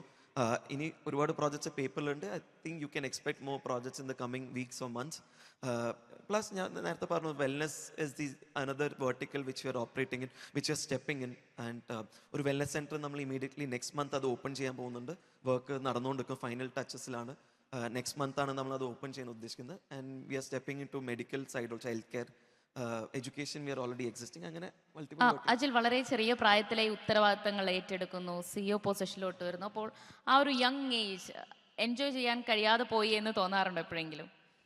എനിക്ക് തോന്നുന്നു ഇദ്ദേഹം പറഞ്ഞ പോലെ തന്നെ, റാഷിഖ് പറഞ്ഞ പോലെ തന്നെ, ഇതൊരു പാഷനാക്കി എടുത്തന്നെ ഇഷ്ടമുണ്ടെങ്കിൽ എനിക്ക് തോന്നുന്നു ദിസ് ഈസ് മൈ എൻജോയ്മെന്റ്. അപ്പോൾ എനിക്ക് ഇതാണ് ഇഷ്ടം, ഇങ്ങനത്തെ ഈ ഒരു ഓപ്പർച്യൂണിറ്റീസ് എടുക്കുക, ആൾക്കാരോട് സംസാരിക്കുക, ഇന്ററാക്ട് ചെയ്യുക, get to learn a lot of things what is happening across the world. അപ്പോൾ ആ ഒരു കാര്യങ്ങൾ അത് ഈ ഒരു പോസ്റ്റിൽ ഇരിക്കുന്നതുകൊണ്ടായിരിക്കും ഇങ്ങനെ ഒരു ഓപ്പർച്യൂണിറ്റി കിട്ടുന്നത്. And I enjoy it. അപ്പോൾ ഈ പറഞ്ഞ പോലെ തന്നെ ബാക്കിയുള്ളവരെ ഇപ്പം ഒരു പ്രോജക്റ്റ് മുന്നോട്ട് വെക്കുമ്പോൾ അത് കംപ്ലീറ്റ് ആയി ഹാൻഡ് ഓവർ ചെയ്യുന്ന സമയത്ത് അവരുടെ സൈഡിൽ നിന്ന് കിട്ടുന്ന റെസ്പോൺസ് ആൻഡ് ഫീഡ്ബാക്ക്. ഇപ്പം ഞാൻ നേരത്തെ പറഞ്ഞു, ബിസിനസ് പാർക്കിൽ ഒരുപാട് പേര് ഇവിടെ വന്നിട്ടുണ്ട്, നമ്മളെ ഹാളിൽ ഇരിക്കുന്നുണ്ട്. അപ്പോൾ അവരോട് കിട്ടുന്ന, അവർ വന്നിട്ട് എൻ്റെ അടുത്ത് വന്ന് പറയുമ്പോൾ ഞങ്ങൾ ബിസിനസ് പാർക്കിലാണ്, ഞങ്ങൾ അവിടുത്തെ ടെനൻ്റ് ആണ്, വി ആർ വെരി ഹാപ്പി, അവിടുത്തെ അറ്റ്മോസ്ഫിയറും ecosystem very happy, I you going to replicate in Kochi or Trivandrum, അങ്ങനെയൊക്കെ ചോദിക്കുമ്പോൾ അതിൽ നിന്ന് കിട്ടുന്ന ഒരു ഹാപ്പിനെസ് ഉണ്ടല്ലോ, ഒരു സാറ്റിസ്ഫാക്ഷൻ ആൻഡ് ഹാപ്പിനെസ്, അതിന്നായിരിക്കും എനിക്ക് തോന്നുന്ന ആ എനർജി എന്ന് പറയുന്നത്. And I think I enjoy this absolutely. Rashid, ഇവിടെ ഒരുപാട് ഓൺട്രപ്രനേഴ്സ് ഉണ്ട്, അല്ലെങ്കിൽ ഒരു സംരംഭം തുടങ്ങണമെന്ന് ആഗ്രഹിക്കുന്നവരുണ്ട്. അവരോട് എന്താണ് പറയാനുള്ളത്? പുതിയ സംരംഭകരോട് എനിക്ക് പറയാനുള്ളത്, ബേസിക്കലി നിങ്ങൾക്കൊരു ഐഡിയ ഉണ്ടാവും, പക്ഷേ അതൊരു പുതിയ ഐഡിയ ആണെങ്കിൽ അതിനെങ്ങനെ ഇംപ്ലിമെൻറ്റ് ചെയ്യാം, അതെങ്ങനെ മാർക്കറ്റ് ചെയ്യാം എന്നതിനെക്കുറിച്ച് പഠിക്കുക. ഒരുപാട് പഠിക്കാൻ പോയി കഴിഞ്ഞാൽ നമുക്ക് ചിലപ്പോൾ ഒരു കാര്യം ചെയ്യാൻ പറ്റാതെ വരും. അതുകൊണ്ട് ഇത് ഒരു ആത്മവിശ്വാസത്തിൻ്റെ പുറത്ത് നമുക്ക് ചെയ്യുക. എന്താണ് സംഭവിക്കുക എന്നുള്ളത് നമുക്ക് ആർക്കും പറയാൻ പറ്റില്ല. ഇപ്പം ഏത് ബിസിനസ് ആണെങ്കിലും എന്താണെങ്കിലും നിങ്ങളുടെ ഐഡിയയ്ക്ക് ഒരു യുണീക്ക്നെസ് ഉണ്ടായിരിക്കണം. നിങ്ങളൊരു ആരെയും കോപ്പി അടിക്കുന്ന ഒരു സ്റ്റേജ് അല്ലാതെ തന്നെ നിങ്ങളുടേതായ ഒരു ഐഡിയ സെല് ചെയ്യാൻ പറ്റുവാണ്, മാർക്കറ്റ് ചെയ്യാൻ പറ്റുവാണെങ്കിൽ ഡെഫിനറ്റ്ലി നിങ്ങൾക്കും ഒരു ബ്രാൻഡ് ക്രിയേറ്റ് ചെയ്യാം, നിങ്ങൾക്കും ഒരു ബ്രാൻഡ് ഓണേഴ്സ് ആവാം. അതാണ് എനിക്ക് പറയാനുള്ളത്. ശരി ഐശ്വര്യ, ഒരു 2 വാക്ക്. നമ്മൾ എങ്ങനെയാണ് ബിസിനസ് തുടങ്ങുമ്പോൾ അതിൻ്റെ ഒരു സീഡിങ് തൊട്ട് അത് ഇംപ്ലിമെൻറ്റ് ചെയ്ത് അത് ഡെവലപ്പ് ചെയ്യുമ്പോൾ പലതരത്തിലുള്ള വെല്ലുവിളികൾ, പ്രതിസന്ധികൾ, ചാലഞ്ചസ് ഉണ്ടാകും. അതിനെയൊക്കെ എങ്ങനെ മറികടക്കാം? ഇപ്പം സെക്കൻഡ് ജനറേഷനിലുള്ള എനിക്ക് എൻ്റെ ഒരു സിറ്റുവേഷനിൽ ഫേസ് ചെയ്യുന്ന ആൾക്കാരോട് പറയാനുള്ളത്, slow and steady wins the race എന്നുള്ളതാണ്. കാരണം ഞാൻ കൂടെ വർക്ക് ചെയ്യുന്നത് ഈ ലെഗസിയുമായി ട്രാവൽ ചെയ്ത 40 വർഷം ട്രാവൽ ചെയ്ത ആൾക്കാരുടെ കൂടെയാണ് ഞാൻ വർക്ക് ചെയ്യുന്നത്. സോ ചിലപ്പോൾ ചില കാര്യങ്ങൾ ഇംപ്ലിമെൻറ്റ് ചെയ്യാൻ പറ്റില്ല. അരുൺ പറഞ്ഞ പോലെ തന്നെ നമുക്ക് ഇപ്പം എൻ്റെ അച്ഛനൊക്കെ ബിലീവ് ചെയ്തിരുന്നത് ന്യൂസ് പേപ്പർ ആഡ്സ് ആയിരുന്നു കൂടുതലുണ്ടായിരുന്നത്. അപ്പം എനിക്ക് വന്ന ചാലഞ്ച് ഫസ്റ്റ് ഫേസിൽ ഞാൻ മാർക്കറ്റിംഗ് ചെയ്യുന്നുണ്ട് ഫേമിൻ്റെ. സോ മാർക്കറ്റിംഗ് ഡിപ്പാർട്ട്മെൻറ്റ് ഞാൻ ഹാൻഡിൽ ചെയ്യുമ്പോൾ എനിക്ക് കൂടുതലും 2 വർഷം മുമ്പ് വരെ എനിക്ക് അച്ഛനോട് കുറച്ചുകൂടി ഡിജിറ്റൽ മാർക്കറ്റിംഗ് സ്ട്രോങ്ങറായി ചെയ്യണമെന്ന് പറഞ്ഞാൽ കൂടി അത് കൺവിൻസ് ചെയ്യാൻ പറ്റിയിരുന്നില്ല. കാരണം പേപ്പർ ആഡ്സ് ആണ് ഈ ബ്രാൻഡ് വളർന്നത്. അന്ന് paper ad, TV ads, radio ads ഇത് മാത്രമായി ഒതുങ്ങി കൂടിയതായിരുന്നു. ഇന്ന് അതിൻ്റെ ഷെയർ കംപ്ലീറ്റ്ലി മാറി ഡിജിറ്റൽ മാർക്കറ്റിംഗ് എന്ന് പറയുന്ന ഒരു സെഗ്മെൻറ്റ് വന്ന് അത് ടേക്ക് ഓവർ ചെയ്തിരിക്കുകയാണ്. അപ്പം എന്നെ സംബന്ധിച്ച് ഞാൻ കൊണ്ടുവരുന്ന ഓരോ പ്ലാൻസും റിജക്ഷൻ ഫേസ് ചെയ്തിട്ടുണ്ട്. അല്ലെങ്കിൽ ഇത് വേണ്ട, ഇതിപ്പോൾ വേണ്ട എന്ന് പറഞ്ഞ് മാറ്റി നിർത്തുമ്പോൾ നമ്മുടെ സൈഡിൽ നിൽക്കുന്ന കോമ്പറ്റീറ്റേഴ്സ് പതുക്കെ ഇതിന് മേലെ കയറി പോവായിരുന്നു. പക്ഷെ ഇപ്പോൾ എനിക്ക് തോന്നുന്നു ആ ക്ഷമ എനിക്ക് അന്ന് ഉണ്ടായതുകൊണ്ടാണോ എന്ന് എനിക്കറിയില്ല, ഇന്ന് എനിക്കത് കുറച്ചുകൂടെ കൺവിൻസ് ചെയ്യാൻ പറ്റി. കുറച്ചുകൂടി വാം വെൽക്കമിങ് ആയിട്ട് എനിക്കത് ഡീൽ ചെയ്യാൻ പറ്റി. Patience is a key. ഇപ്പോൾ എന്ത് ബിസിനസ് ആയിക്കോട്ടെ നമ്മൾ ചെയ്യുമ്പോൾ അതിൻ്റെ ഡിറ്റർമിനേഷൻ, ഗിവപ്പ് ചെയ്യാതെ നമ്മുടെ ഡിറ്റർമിനേഷൻ ഉണ്ടാവണം. കറക്റ്റ് പോയിന്റ് ടാർഗറ്റ് ചെയ്യുക, you work on it. Definitely നമുക്ക് അതിനുള്ള സക്സസ് ഉണ്ടാവും എന്ന് തന്നെയാണ്. പുതിയ സംരംഭകരോട് എനിക്ക് പറയാനുള്ളത്, ഒരുപാട് ഓപ്പർച്യൂണിറ്റീസാണ് നിങ്ങളുടെ മുമ്പിലുള്ളത്. നമുക്കറിയില്ല ഏത് വഴിയാണ് ഓപ്പർച്യൂണിറ്റി വരുന്നത് എന്നുള്ളത്. ഇന്ന് വീട്ടിലിരുന്ന് വരെ ഒരു ബിസിനസ് ചെയ്യാൻ പറ്റുന്ന അത്രയും സ്കോപ്പ് നമുക്കുണ്ട്. അത് ഡിജിറ്റൽ മാർക്കറ്റിംഗ് ആയിക്കോട്ടെ, ഏത് രീതിയിലായാലും യൂസ് ചെയ്യുന്നത് റൈറ്റ് വേയിലായിരിക്കണം എന്ന് മാത്രമേ ഉള്ളൂ. ഒരു ബ്രാൻഡ് ഉത്ഭവിക്കാൻ എന്നൊരു സെക്കൻഡ് മാത്രം മതി. അപ്പോൾ എല്ലാവരോടും അത് തന്നെയാണ് പറയാനുള്ളത്, determination, that is must. Thank you. Yes Erin, നോക്കൂ, ഇപ്പോൾ മൈഗ്രേഷൻ്റെ കാലമാണ്. ഇപ്പോൾ യങ് ഏജ് എല്ലാവരും ജോലിക്കായാലും ജീവിക്കാനായാലും പുറത്തോട്ട് പോവുകയാണ്. ബിക്കോസ് അവിടെ ബെറ്റർ ലിവിങ് ഉണ്ടെന്നാണ് അവർ പറയുന്നത്. അപ്പോൾ but you are here and doing the business. എന്തുകൊണ്ട് ഇവിടെ നിൽക്കണം എന്നാണ് പറയുന്നത് ഇപ്പോഴത്തെ യങ് ഏജിലെ ആൾക്കാരോട്? ഇപ്പോൾ ഓപ്പർച്യൂണിറ്റീസ് നോക്കുവാണെങ്കിൽ അത് ഒത്തിരി തരത്തിലുള്ള ഓപ്പർച്യൂണിറ്റീസ് ഉണ്ട്. ആൻഡ് ഐ ബിലീവ് മൈഗ്രേഷൻ ഒരു തെറ്റായിട്ടുള്ള കാര്യമായിട്ട് എനിക്ക് തോന്നാറില്ല. Because you have to use the best out of your self. നമ്മുടെ കേപ്പബിലിറ്റി ഏറ്റവും കൂടുതൽ മാക്സിമൈസ് ആയിട്ട് നമുക്ക് യൂസ് ചെയ്യാൻ പറ്റുന്ന എവിടെയാണ്, അത് നാട്ടിലായാലും ശരി പുറത്തായാലും ശരി, അത് എത്രത്തോളം നമുക്ക് ഹെൽപ്ഫുൾ ആണ് എന്ന് നോക്കുമ്പോൾ അവിടെയാണ് അതിൻ്റെ ഉത്തരം നിൽക്കുന്നത്. അതിപ്പോൾ നാട്ടിലായാൽ തന്നെ പുറത്തായാലും തന്നെ it depends upon your self. ഇപ്പോൾ നാട്ടിൽ എനിക്ക് പറയാം it's easy for me because something is behind me. എൻ്റെ ഫാദർ കെട്ടിപ്പടുത്തിയ ഒരു ലെഗസി എൻ്റെ പുറകിലുള്ളതുകൊണ്ട് ഐ ആം പുറത്ത് നോക്കുവാണെങ്കിൽ ഐ എം കംഫർട്ടബിൾ, അല്ലെങ്കിൽ എനിക്ക് ആ ഒരു does a edge for me. പക്ഷെ അതില്ലാത്ത ഒത്തിരി പേരുണ്ട്. സോ അവർക്ക് it's on upon them self to decide where you have to be. ശരി, കുറച്ചുകൂടി ഒരു ബിസിനസ് ഫ്രണ്ട്ലി ആവാൻ ഇവിടെ കേരളത്തിൽ ഈ അടിസ്ഥാന സൗകര്യങ്ങളിലായാലും ചുറ്റുപാടിലായാലും ആളുകളുടെ മനോഭാവത്തിലായാലും എന്തെങ്കിലും മാറ്റങ്ങൾ കൊണ്ടുവരണം എന്ന് തോന്നിയിട്ടുണ്ടോ? മാറ്റങ്ങൾ ഇപ്പോൾ പറഞ്ഞ പോലെ 10 വർഷം മുന്നേ കേരളമല്ല ഇപ്പോഴത്തെ കേരളം. വളരെ ഒരു ബിസിനസ് ഫ്രണ്ട്ലി ആയിട്ടുള്ള മോഡലാണ് ഇപ്പോൾ നമുക്ക് കേരളത്തിൽ കാണാൻ പറ്റുന്നത്. ഇപ്പോൾ നമ്മൾ ആളുകളുടെ സംസാരിക്കുമ്പോൾ അതെ അവർ ഓപ്പൺ ടു നമ്മുടെ ഐഡിയാസും നമ്മുടെ ഇന്നോവേഷൻസിനും ആളുകൾ they are ready to accept it. പണ്ടത്തെ കേരളത്തിൽ ഇപ്പോൾ ജെൻസി കൂടുതൽ ഇപ്പോൾ നമ്മുടെ കേരളത്തിലുള്ളത് കൊണ്ട് തന്നെ they are open to our ideas. അവർ അത് റിസീവ് ചെയ്യാനുള്ള ഒരു കപ്പാസിറ്റി കൂടുതലുള്ളതാണായിട്ടാണ് എനിക്ക് തോന്നിയിട്ടുള്ളത്. ശരി, എനിക്ക് തോന്നുന്നു വൈൻഡപ്പിലേക്ക് പോകാമെന്ന് തോന്നുന്നു. സമയം ഒരുപാടായി. എന്തായാലും ദ യങ് വൈബ്രൻറ്റ് ഓൺട്രപ്രണേഴ്സ് ആണ്. അവർക്ക് ഒരുപാട് വിഷനുണ്ട് ഭാവിയിൽ അവരുടെ ബിസിനസ് മുന്നോട്ട് കൊണ്ടുപോകാനായി. അതെല്ലാം സക്സസ്ഫുള്ളായി നടക്കട്ടെ. ഇനിയും ഒരുപാട് ഉയരങ്ങളിലേക്ക് പോകാൻ കഴിയട്ടെ. Thank you Ajil, Rashid, Aishwarya, Airan. Thank you so much everyone. അങ്ങനെ next gen entrepreneurs panel discussions പൂർണ്ണമാവുകയാണ്. ദിവ്യ മാം പറഞ്ഞതുപോലെ തന്നെ വളരെ സ്മാർട്ടായിട്ടുള്ള വിഷണറീസ് ആണ്, ഫോക്കസ്ഡ് ആണ് നമ്മുടെ ഈ new gen entrepreneurs. Kindly stay back. We would like to present you all with a token of appreciation from Media One business conclave. And to do that honour I would like to welcome to the stage the director of Media One, Dr. Ahmed. Yes, നമ്മുടെ Media വണ്ണിൻ്റെ ഡയറക്ടേഴ്സിൽ ഒരാളായ doctor അഹമ്മദിനെ വേദിയിലേക്ക് സ്വാഗതം ചെയ്യുന്നു. Please.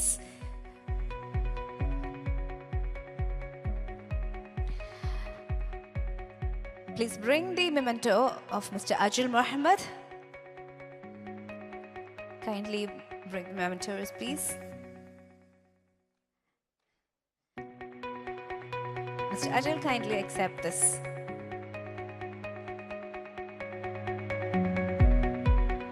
Okay, that was for Erin. Thank you, Ms. Erin Elizabeth Shibu, Aishwarya Nandilat,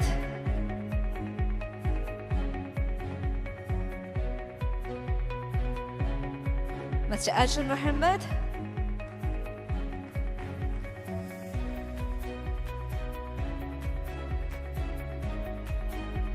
and Mr. Rashid K.A.